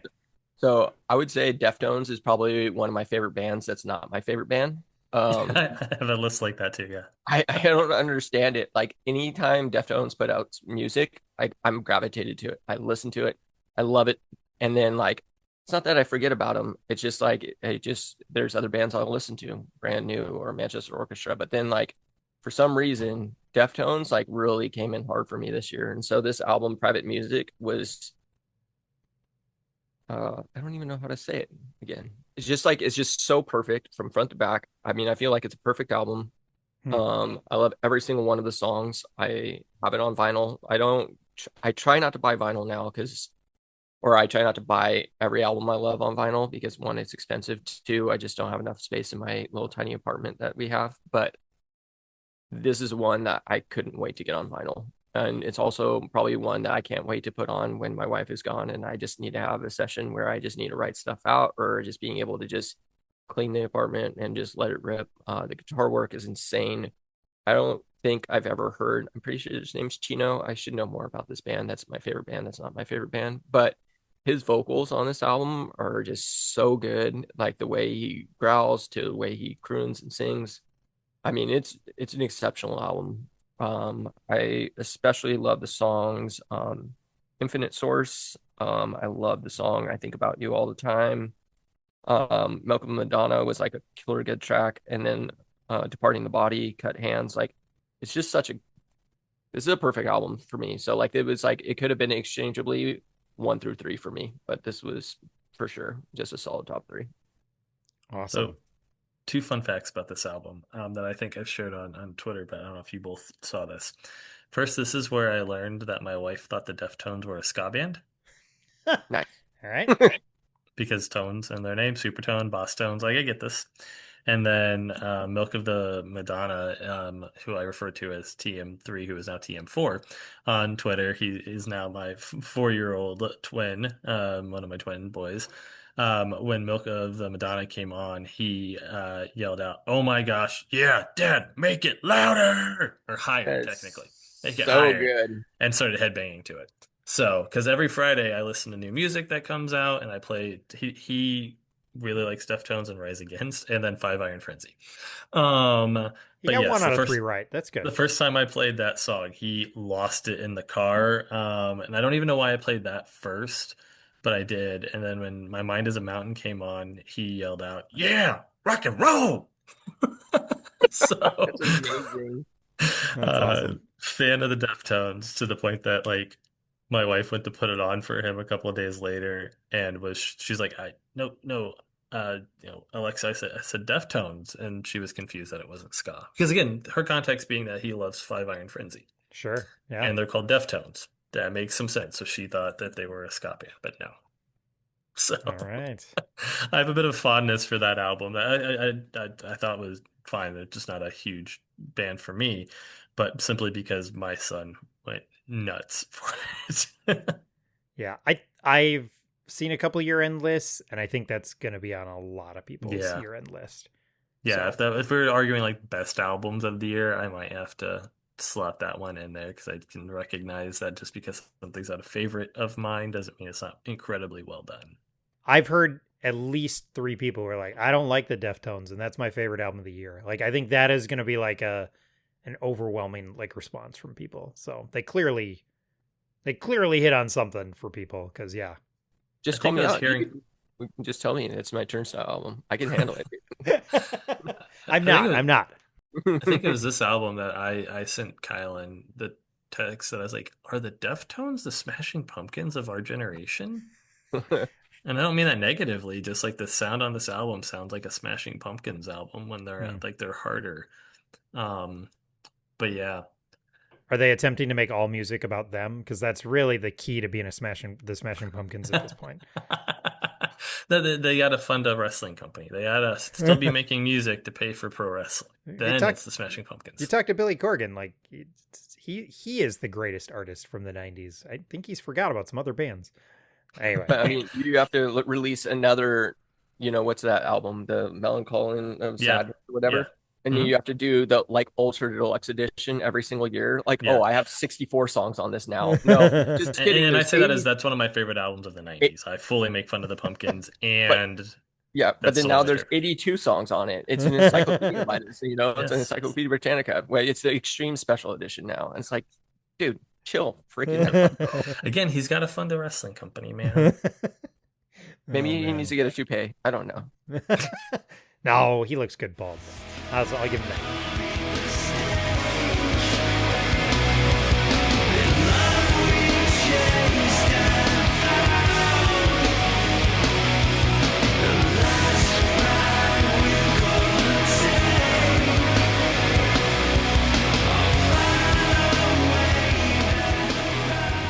AJ, what's number 3 for you? So this is one that Steven had on his list earlier, and that's Petey the Yips. Okay. So when I made my initial top 10, this actually wasn't on it. Then I was going through the list of albums that I keep track of, which is like around 70 albums that I listened to this year. And I was like, oh, yeah, that should be on there. But like probably like 10 or something like that. I wasn't entirely sure where to go with it. And then I saw that it was one of my most listened to albums of the year. And I went, okay, if you asked me to guess my most listened to albums, I would not have guessed this. So I decided to put it on and kind of like actively listen to it and try to go like, why do I keep playing this album? What is it about it that my brain is like latching on to? And I realized for better or worse that this might be a thesis statement for how I felt this year about a lot of things. And I think maybe Steven gets this a bit more since he's listened to it. But it's the themes on the album include things about friendship and like mental health and faith and um you know identity and place are brought up in there, and those are some things that are kind of weighing heavily on my brain. So things like as two people drift apart breathing the same air and stereoscope really kind of hit with the friendship thing.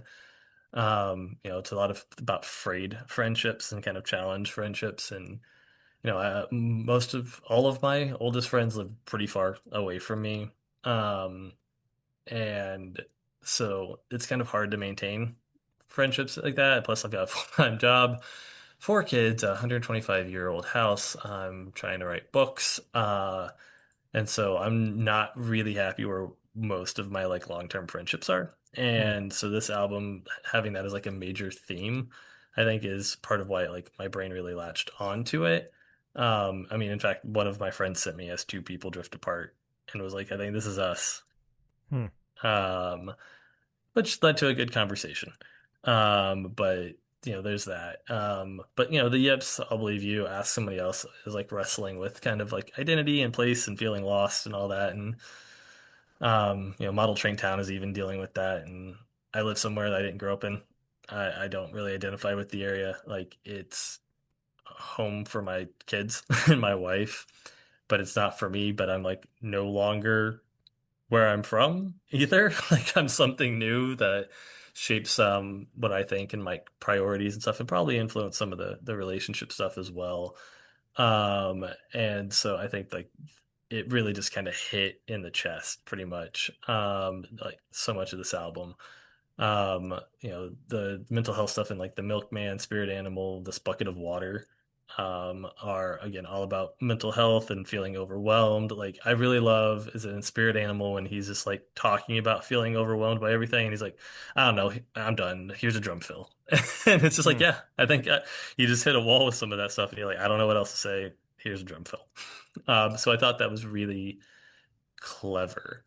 And then like the way he wrestles with faith, I think I've long wrestled with how to talk about that. Like I have like a really quiet faith, to the point that people assumed I had none.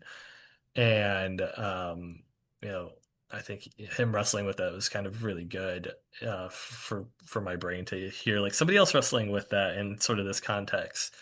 And so I don't talk about it a ton, and so I think I have some like frustrations built up around that. But it's really hard to not talk about that stuff when you write a book called Jesus and Joe Strummer, even if that's not necessarily my theology in that book. That's a theology in that book. And so and I've also talked with you, Caleb, on your other show about like going to church and stuff, and so having to like deal with and process some of my attitudes, opinions, all that sort of stuff when they're especially with like friendship and all that sort of stuff. I think maybe they said like God in the Gray that's on there, Stephen, is such a good faith album. And it has this like line about finding faith in the like water and the dirt and the mud that I really think is great. I think it's one of my favorite faith-based like songs of the year, and it's like not at all like this clean like yay like the heavens are opening. It's messy. It's literally talking about faith as mud, which I find clever. And he seems to connect like a belief in God to his spouse. And I've actually told my wife many times that the biggest evidence that I have that I think there's something out there that cares about me is her. And so I really loved that. So yeah, like, and for all the heavy content that's on this album, there's again a ton of hopefulness, kind of similar to that Tom Odell one of like, yeah, things are rough, the world's a little bleak, but we're gonna keep on fighting. And you know, I appreciate that an album that wrestles with things and isn't clean and isn't trying to sanitize things, and it's like, yeah, it's tough, but we're still alive and we're still kicking. Um, but yeah, so this one surprised me. It wasn't on like the gut reaction of what I had initially for my top 10, but it's a good album.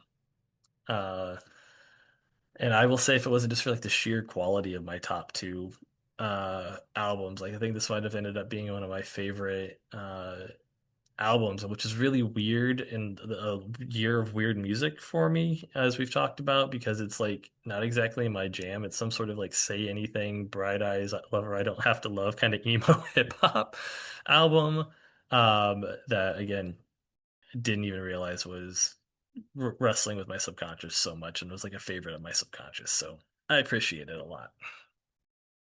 That was a lot of information. Welcome to Yeah, ADH. wow, that's in depth. I'm. What are we going to get for 1 and 2? Steven, anything to add? Because you put that on your top 10 as well. Yeah, I mean, for me, like the first PD song that I remember listening to, it was "Don't Tell the Boys," Don't and tell the I had boys. Yeah.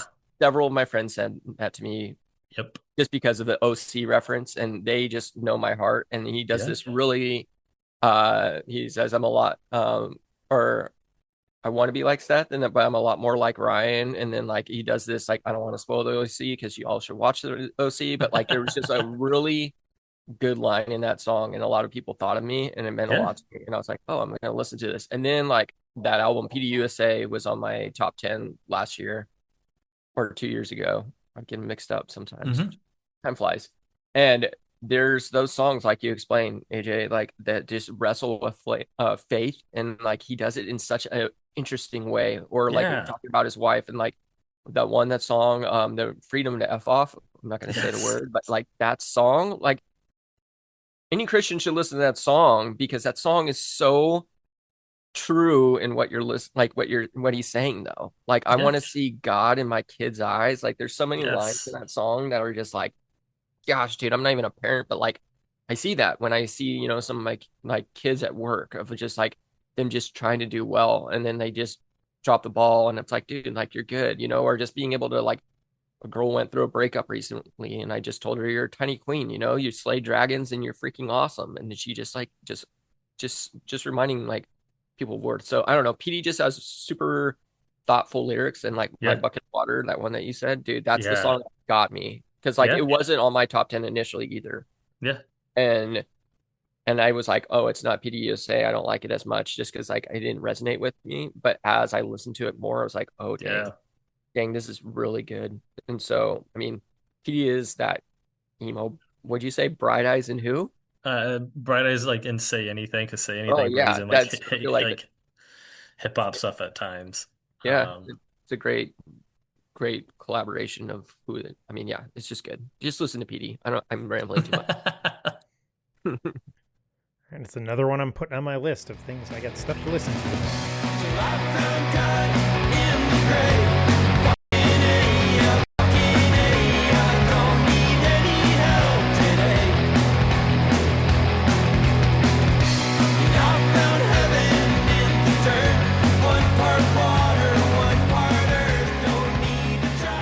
So I'll go my number 3.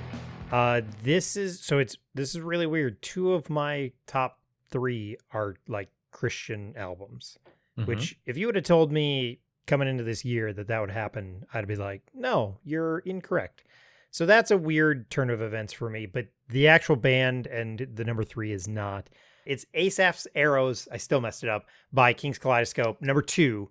So like this is like this hits a huge, you just mentioned like the idea of like a need. Like I didn't know if I didn't realize maybe how much I needed this album in a lot of ways. Like it's been a while. It's been a couple of years since there's been a really good hymns album, and this one was that for me. And like it's my frustration with their last 2 albums, King's Kaleidoscope, was that they just weren't like, they should have taken the 2 albums and made 1 album out of them. Like there was like 20 songs and 10 of them were really, really great. And then the other 5 on each album, give or take. And so it just wasn't dense enough where like this one, and yes, they have just some easy classics like Amazing Grace is on there, right? But then they do their version of This Is My Father's World is great. Here Is Love and Day by Day are really, really them taking the hymns and making them their style. And I love their style. Tell me what style they are, and sure, that's great because they're so unique in their style. I end up just kind of calling it really poppy alternative rock. I don't know what to call it. And so I love King's Kaleidoscope in general. I mean, they're one of my favorites. So for them to get back and do some of these old hymns, and I think it is where they're at their best in a lot of ways. And so when they do like either hymns or hymn adjacent stuff, that is kind of where I think they really are. And this became one of the albums. Now this is a relatively new one, so I've not had it for a super long time. But I kind of have gone like, in my anxiety, I like having these sorts of albums, and this has been one of those ones that I've gone to as well as my number 2. So this, I was super excited to see they were doing this, and it kind of also launched. I think they're trying to do more of these old hymns. So for me, this was just a kind of a no-brainer, even though it has really not been out very long. I've already listened to it a ton, and it's kind of become one of my like just go-to. And this is the album. I recorded this beforehand, so sorry you guys are. If you can repost this, the link, or I'm going to post about this episode. If you repost the link for this episode, or on Twitter or on Facebook, I'll try and keep track of it. Just tell me what your favorite album is. I will send you a signed copy of this CD because I have one. So little trying to promote the show. So tell somebody about the show. Tell us what your favorite album was. I'll send you a signed copy of this because I got 2 of them and one of them signed. So I'll send you the signed one. I don't need it. You can have it. So tell somebody about the show, and I'll send you, again, my 3rd favorite album from the year. You can get a signed copy of it. Chad signed it. That's my number 3. Oh, let me not forget that though the wrong seems off so strong, God is the ruler yet. This is my Father's world. The battle is not done. Jesus, who died, shall be satisfied. Steven, we're back to you. Number 2. Number 2 is going to be Rustin Kelly, Pale Through a Window. Okay. Tell us why. Man, I mean, I had talked about it in our Brian Fallon episode, but when I first heard Rustin Kelly, he actually played before Brian Fallon in New Orleans. Yep. And I immediately was like, dude, this guy is real good. Mm-hmm. And I mean, I've journeyed with him since I heard that album that he was out with that time. I think he just came out with Halloween. I don't think he had his next album out yet. I think that's right. Yeah. Because we saw him on the same tour. Yeah. I think Dying Star was just about to come out. But there was just something special and unique about him. I mean, he had the slide guitar. His dad plays slide guitar, which I'm a sucker for any band that uses a slide guitar. That's why I think I like country so much. It's one of my favorite instruments. But he writes incredibly moving, tender songs that are like, I don't feel like I should be looking in your journal because it's like that kind of music sometimes when he writes. Yep. And his new album, he has this new partner. I mean, he was married to Casey Musgraves, who was like on his previous album, which was like pretty crazy. But this one, he's like in full recovery mode. So I mean, he's been in like it is probably the happiest I've ever, or not his last album, my bad. 2 albums ago, Shape and Destroy. Mm-hmm. The Weakness was his last album. That Right. EP after The Weakness, you should listen to it. It's probably better than The Weakness itself. Yeah, it's incredible. Insanely good songs, and there's like 4 songs on it. Mm-hmm. Gosh, I could talk about that one too much. But no, this album, Pale Through a Window, this album, man, this is the happiest I've seen Rustin Kelly in all of his albums. I mean, there's a song on that was one of my most played songs this year. It was called Pickleball. Freaking just adore that song. It's a weird song title that has probably nothing to do with pickleball, but like it's a great title of a song. I love his song. Let me pull up a couple other ones because I just want to name these tracks because they're that good. Give Up the Ghost is so good. Waiting to Love You is so good. House in the Country, All In. Like, I mean, there's just so many just really tender songs. And I feel like when he wrote this, you can just see that he's just at a really good place in his life. And if you've listened to his previous records, you see him wrestled a lot. And I feel like he's at peace in this record. And so there is that peace when you listen to this record too, that it's like so nice to just have it in the background and listen to it, or just nice to have it in my Ford Ranger driving windows down and just driving through, listen to it. I ordered a copy of the vinyl and I didn't know I got the signed version, so I got a signed version of the vinyl, which was a pleasant surprise. That's amazing. Yeah, I was really kind of stoked on that. I had zero idea. I just like bought the store series, and I guess the store series it was signed by him. I'm like, well, better for me. Like that's sweet, dude. So, but I would just really, really recommend this album. He's kind of like, he calls himself dirt country or emo country. I forget how dirt emo. And yes. like I feel like that's exactly what it is. I mean, it is very much like emo music, but with some country twang to it. And if you haven't listened to his covers, like he has a dirt emo cover volumes that are really good. I mean, he does. I mean, we don't even ramble about all that. Just listen to Rustin Kelly. Listen to this album.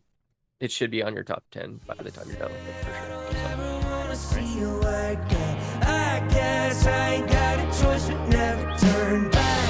Fill my soul with solid gold. I'm complete, I'm whole.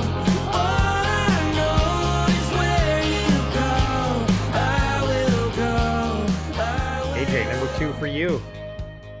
I think I'm giving away to Steven what my number 1 is with my number 2 here. So as Lucy Dacus's Forever is a Feeling. I think it's well established at this point that if you give me a sad, yearning queer woman with an acoustic guitar, I'm gonna be a happy man. And this album is full of that. Like every track makes me think of my wife, right?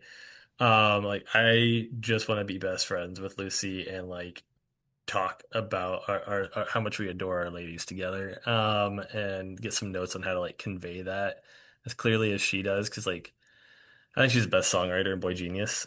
Maybe hot take there, but the lyrics that she writes are incredible. Like Ankles is one of my favorite songs of the year off of this album.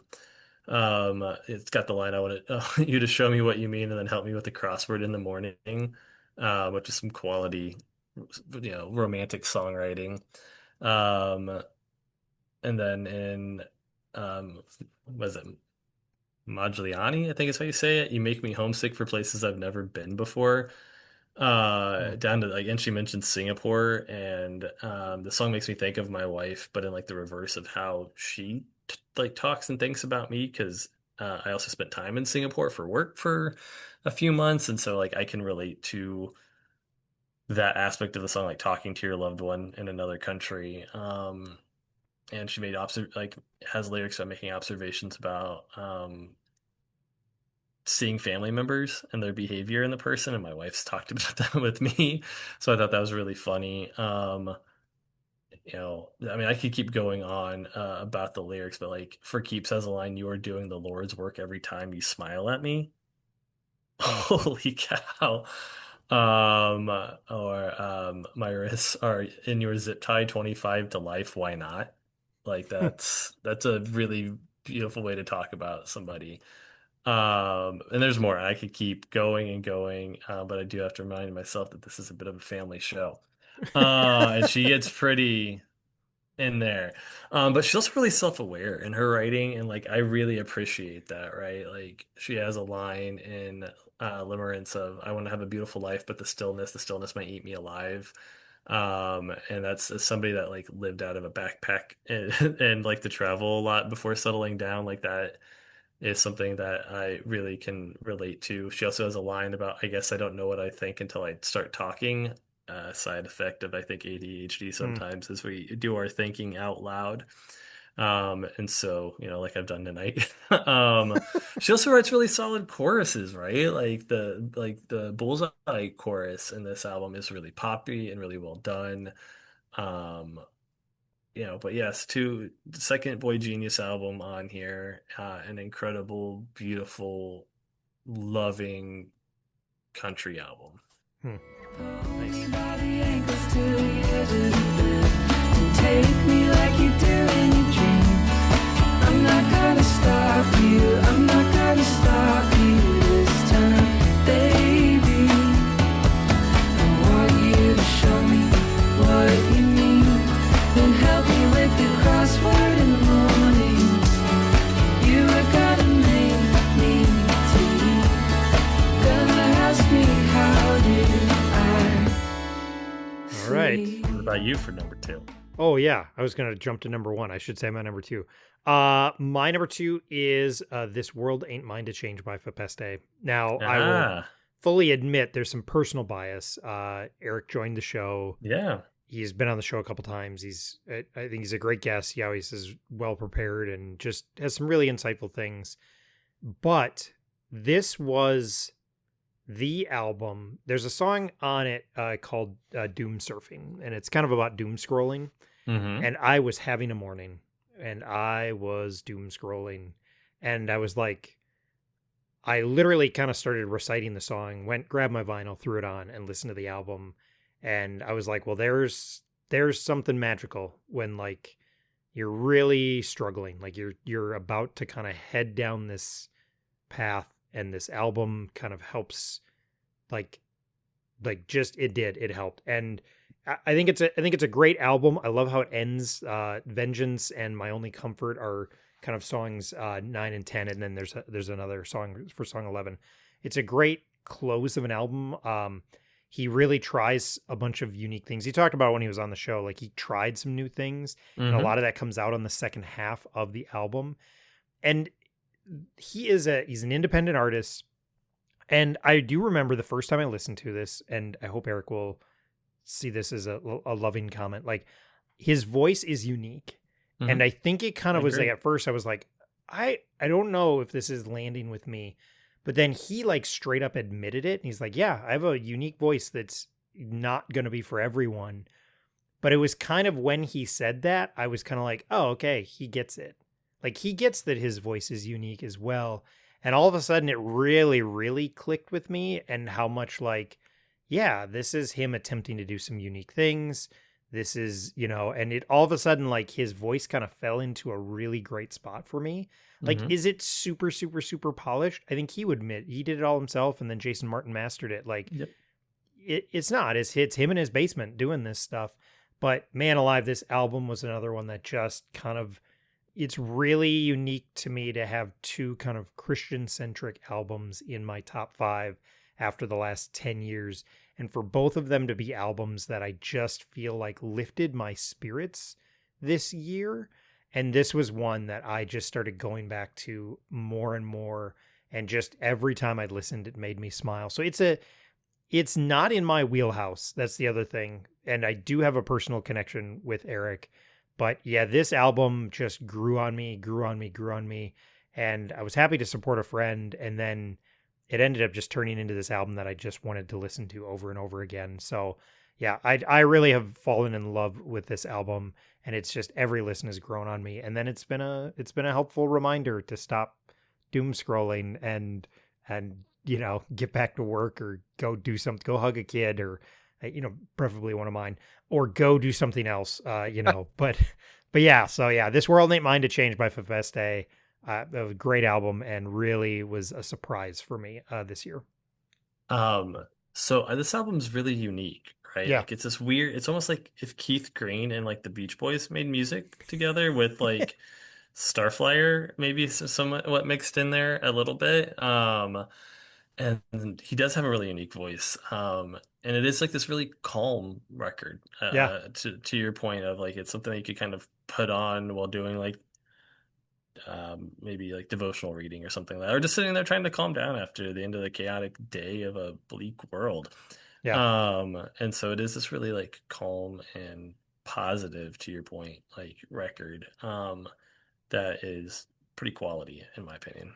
Yeah. Well, I mean, to me, when I listen to it, I mean, I gotta say, like, it was so cool. I mean, he's one of those other guys that's just like this cool community that we get to be Yeah. online and just be bros and we get to talk to each other and girls. I mean, there's some girls on there too. I'm not trying to be sexist over here, but when he's one of those guys that just like I get pumped when I have a little dialogue with him on Twitter. You know, like he's always just so engaging and just has such cool things to say. And but when I listened to that album this year, it reminded me a lot of like Sherwood and a lot of because of like kind of like that Beach Boys kind of like really kind of like harmonies and stuff, and then also kind of like old Watashiwa a little bit too, which was kind of fun. But yeah, I really enjoyed that record too. I just want to spend more time with it because I feel like I haven't gotten to those like lower tracks on the album, and I want to get there. So Yeah. I enjoyed what I listened to. That Velvet Blue music, man, they've released some good tunes. Yeah. It consistently solid for a really small record company. Like it's pretty amazing. So yeah. It's not my own righteousness. His precious blood has set me free from the devil's tyranny.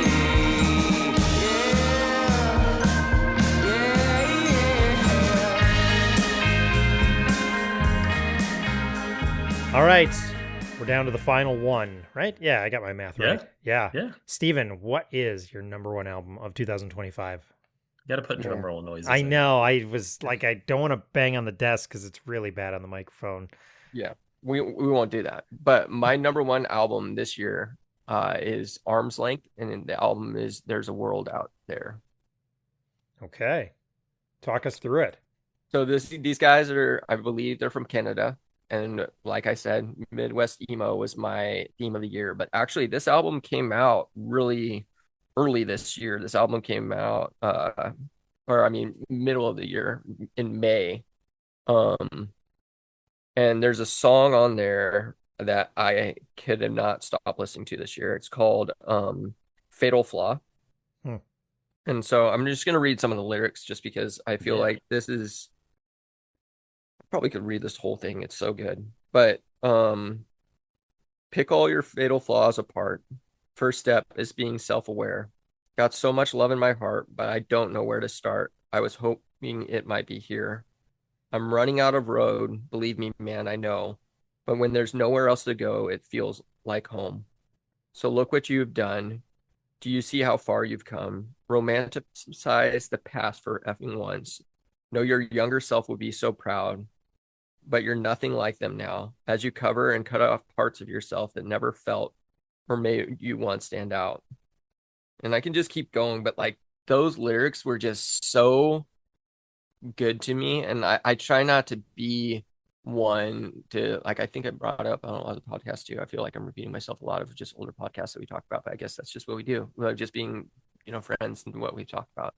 But like I try not to be nostalgic and I try to be present. And it's like so hard for me to be present sometimes because I want to be somewhere. Like after I had this interview today, I could not wait to hang with you guys today. Like it was just like all day my mind was already racing to this.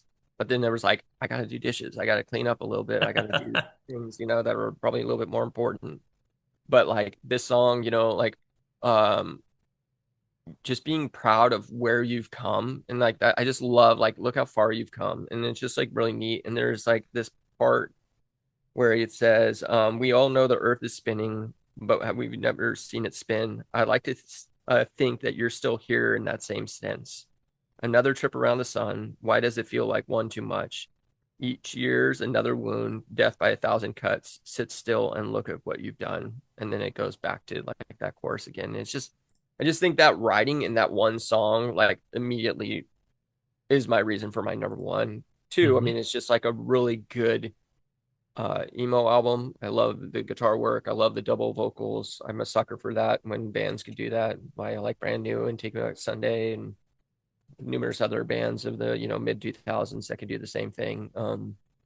But it's just they're just a really good band, and I just found out today that they're going to headline a tour next year, which that makes me so happy and proud of them because they just were on tour, I believe, with Hot Mulligan as like one Mm. of their openers. And so like it's really I'm just stoked that other people are appreciating them out there too. But yeah, Arm's Length, There's a World Out There is my number one album of the year.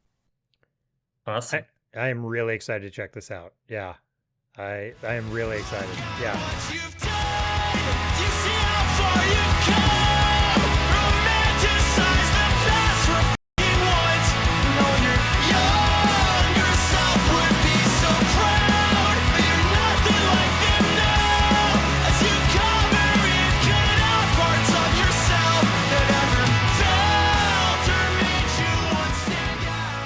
Well, it's Rustin Kelly is my number one for the year.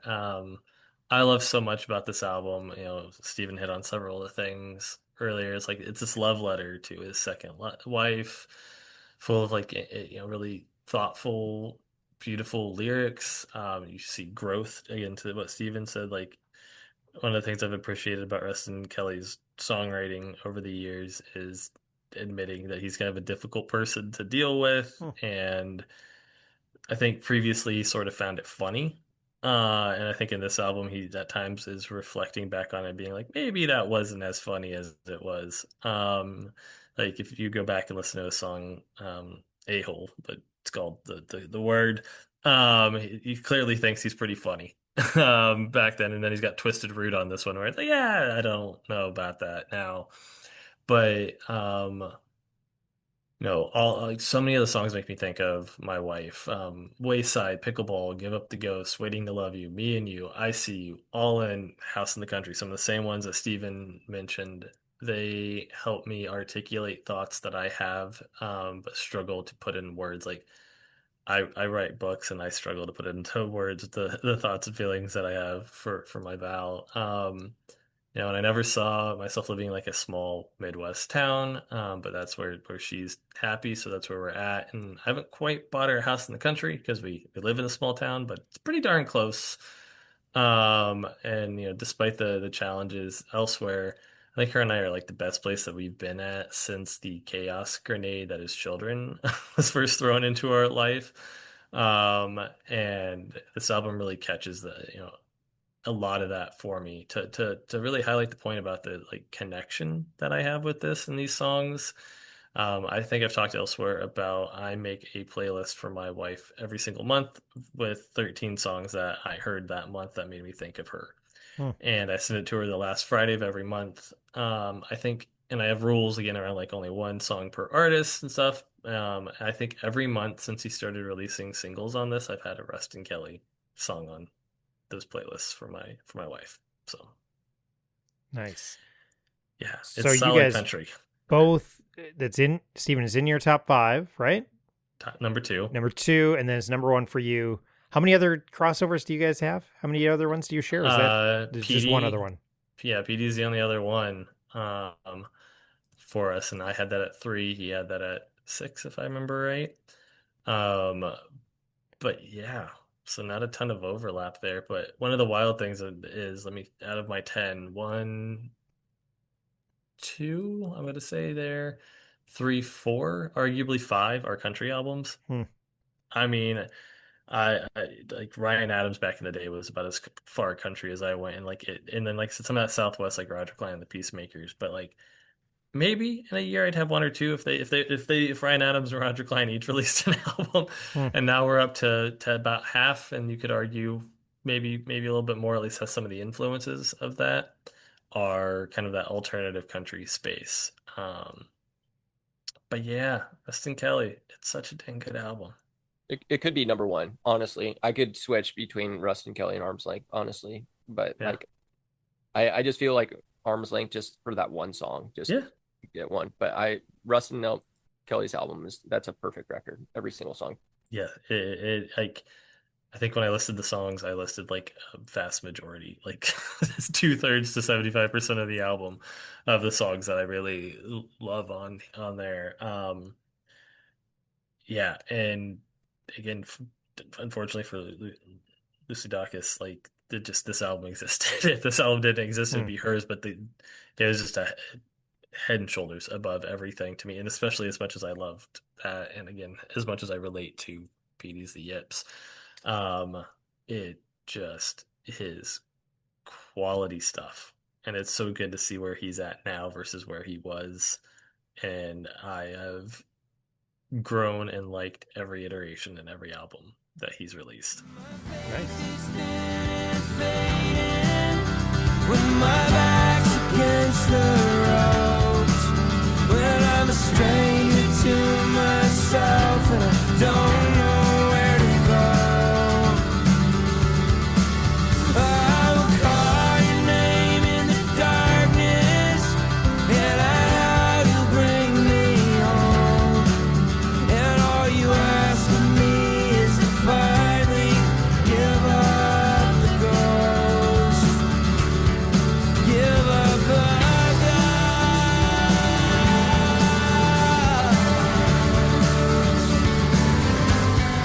Give up the ghost. So what about you, Caleb? We're finally at the important one. Your No, number one. no. This is going to be so anticlimactic. But because I have no rules, I have no problem putting an EP in my top 10. And I have no problem putting it number 1 because it's the album I listened to the most this year. Not even really close. And it's Catbite's Doom Garden. I know it's an EP. I know it is 6 songs.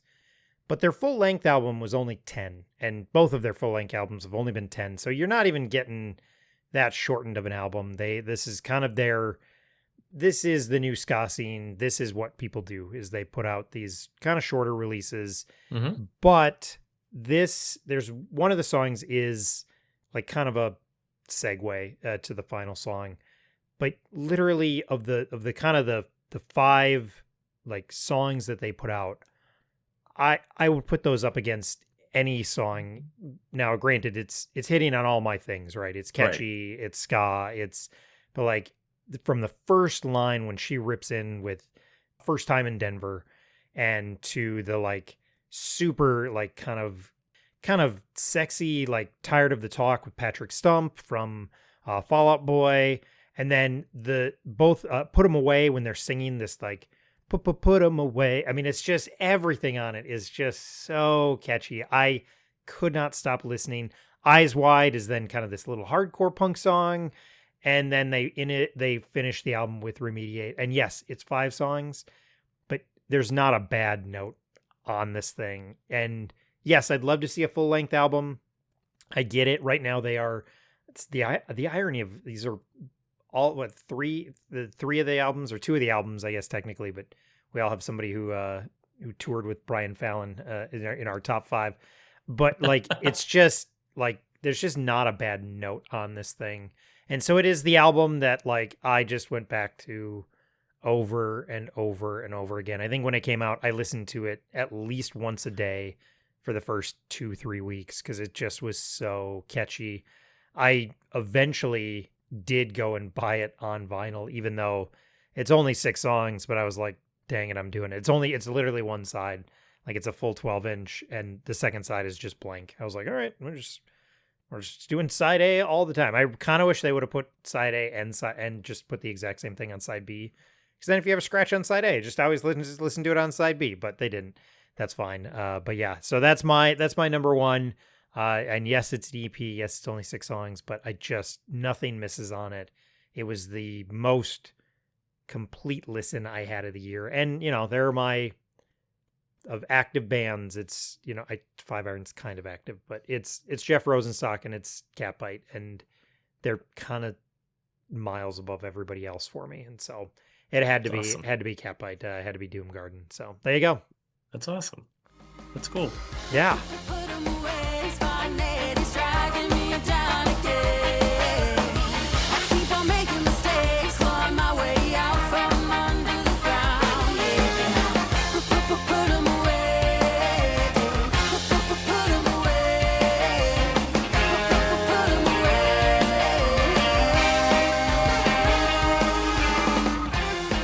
Well, that was a lot of music. I hope people are taking notes. I feel like I should have links to all this in the show notes, but I'm not going to. Sorry, you're gonna have to pause and write stuff down. And let's give our handles out on Twitter or Facebook, however you want to get a hold of. If people have questions and they need more information, we'll let people get a hold of us that way. So, Stephen, where can people find you online? Yeah, you can find me on Twitter at Steven versus T-Rex. You can just see my sad takes about the A's, like I say always, or you can just see me just rambling about music, because I just want to talk about good music and good film. I also just want to do a small plug. I started putting one of my novellas on a Substack. So if you go to Timberwolves, it's actually Timbre Wolves .substack. And if you check that out, you can see a little novella I've been writing. It's called The Mercy. And I don't want to spoil too much about it, but if you want to read that, you can for free. And just trying to get really serious about my writing coming up this year. And I want to be on AJ's level and actually release books. And so I might be able to do that next year. But I just wanted to do a small plug for that. Or if you want to go on Instagram, it's As Good As It Gets, GOETZ. Awesome. Well, I'll make sure if I can't find it, I'll make sure we get a link to it in the show notes. You'll be able to get a link to the novella, so we'll make sure that's there. So it should be pretty easy for people to access. AJ, how about you? Where can people find you online if they want to ask you more questions about music or one of the 1,000 things you are super knowledgeable about? They can find me on Twitter at AJSimmons1987. Where whatever my ADHD latches on to for that day is what you're gonna get from there. And then to plug my latest book here, Space and Time. Oh, cool, dude. That's out now, and you can get that on wherever you get books. Which is pretty cool to see. Yeah, book just dropped. Oh well. I actually don't even have my author copies yet. I had to order that specially. My author copies are supposed to be here like tomorrow, and they were supposed to be here like a month ago. I was gonna say you didn't have that a month ago when we talked. Oh man, yeah, they were supposed to be here a month ago, and they kept getting delayed, and now they're getting sent in like batches of like 5. So I'm just gonna get like 10 boxes of like 5 books, which is super great. But yeah, Space and Time is out now. I mentioned Jesus and Joe Strummer earlier. They are 2 very, very different books. Again, welcome to ADHD. But yeah, so you can find me on Twitter and tell me how terrible my takes are, or also tell me how terrible my writing is. As long as you buy the book, I don't really care. as long as you buy the book, you can say anything you want about it. That's pretty much. You bought the ticket, Yep. Awesome. All right, well, I'm going to give my plug now. I know I gave it at the beginning. So again, if you retweet the show or repost it on Facebook or Instagram, I'll do my best to keep track of everybody, I swear. And then I'm going to randomly select one person. Tell us what your favorite album was of the year. And then I'll send you that signed copy of that King's Kaleidoscope album if you'd like it. I suppose if you don't want it, you can say no, and I'll send it to another person. I'll choose another person at random and send it to them. And again, starting 2026, I am starting a Patreon, $2 a month, and I'm going to do one extra show. I talked about some of the shows I'm doing that I have ideas for. I think they're going to be pretty fun. So please check that out. It's just the Album Anniversary Podcast Patreon. Just trying to cover some of the costs of Zoom and really try and make this a free hobby. So my wife's pretty supportive of the whole thing, but it'd be really nice to be able to cover some of the Zoom costs and just I'm trying to try something slightly different. So awesome guys. Well, I'm so glad we got to do this. Thanks to you guys. My life has been total chaos, so we had to reschedule this. I'm glad we got it in. I'm glad we were able to talk it through, and I so much appreciate it. And awesome lists. I'm excited. I got a ton of music to check out now because apparently I'm not up on new music. So thanks so much for joining me, guys. Thanks for having me. Yeah, thanks for having me too. I wanna ride my bike in the rain. I wanna fly my kite in a hurricane. I wanna float at the top. I wanna dance till I drop. I wanna rock till my heart stops. I wanna ride my bike in the rain. And I want you to take me back home again. I wanna scream your name. I wanna know what I've got. I wanna laugh till my heart Thanks for listening to this episode of the Album Anniversary Podcast. I don't have the script up in front of me. Let's see how much of this I can do. Last show of the year. Thanks so much for listening. Thanks for listening if you listened to any or all of the shows this year. I really appreciate that people tune in to listen. Hopefully this was fun. Hopefully it was interesting to learn about some new things. I learned a ton. Great to have AJ and Steven on the show and just some new music. Again, I literally have a list of stuff I got to check out that I was writing down for tomorrow. Thanks so much for listening. Check out the Patreon. Check me out on social media. I got a ton of cool stuff coming in 2026. We're going to start 2026 out with 2 artist interviews. And then, a lot of the normal stuff on the show. I think we're going to cover a cool variety of music. Really excited to have a variety of guests. And yeah, thanks so much for checking out the show in 2025. We will see you next year.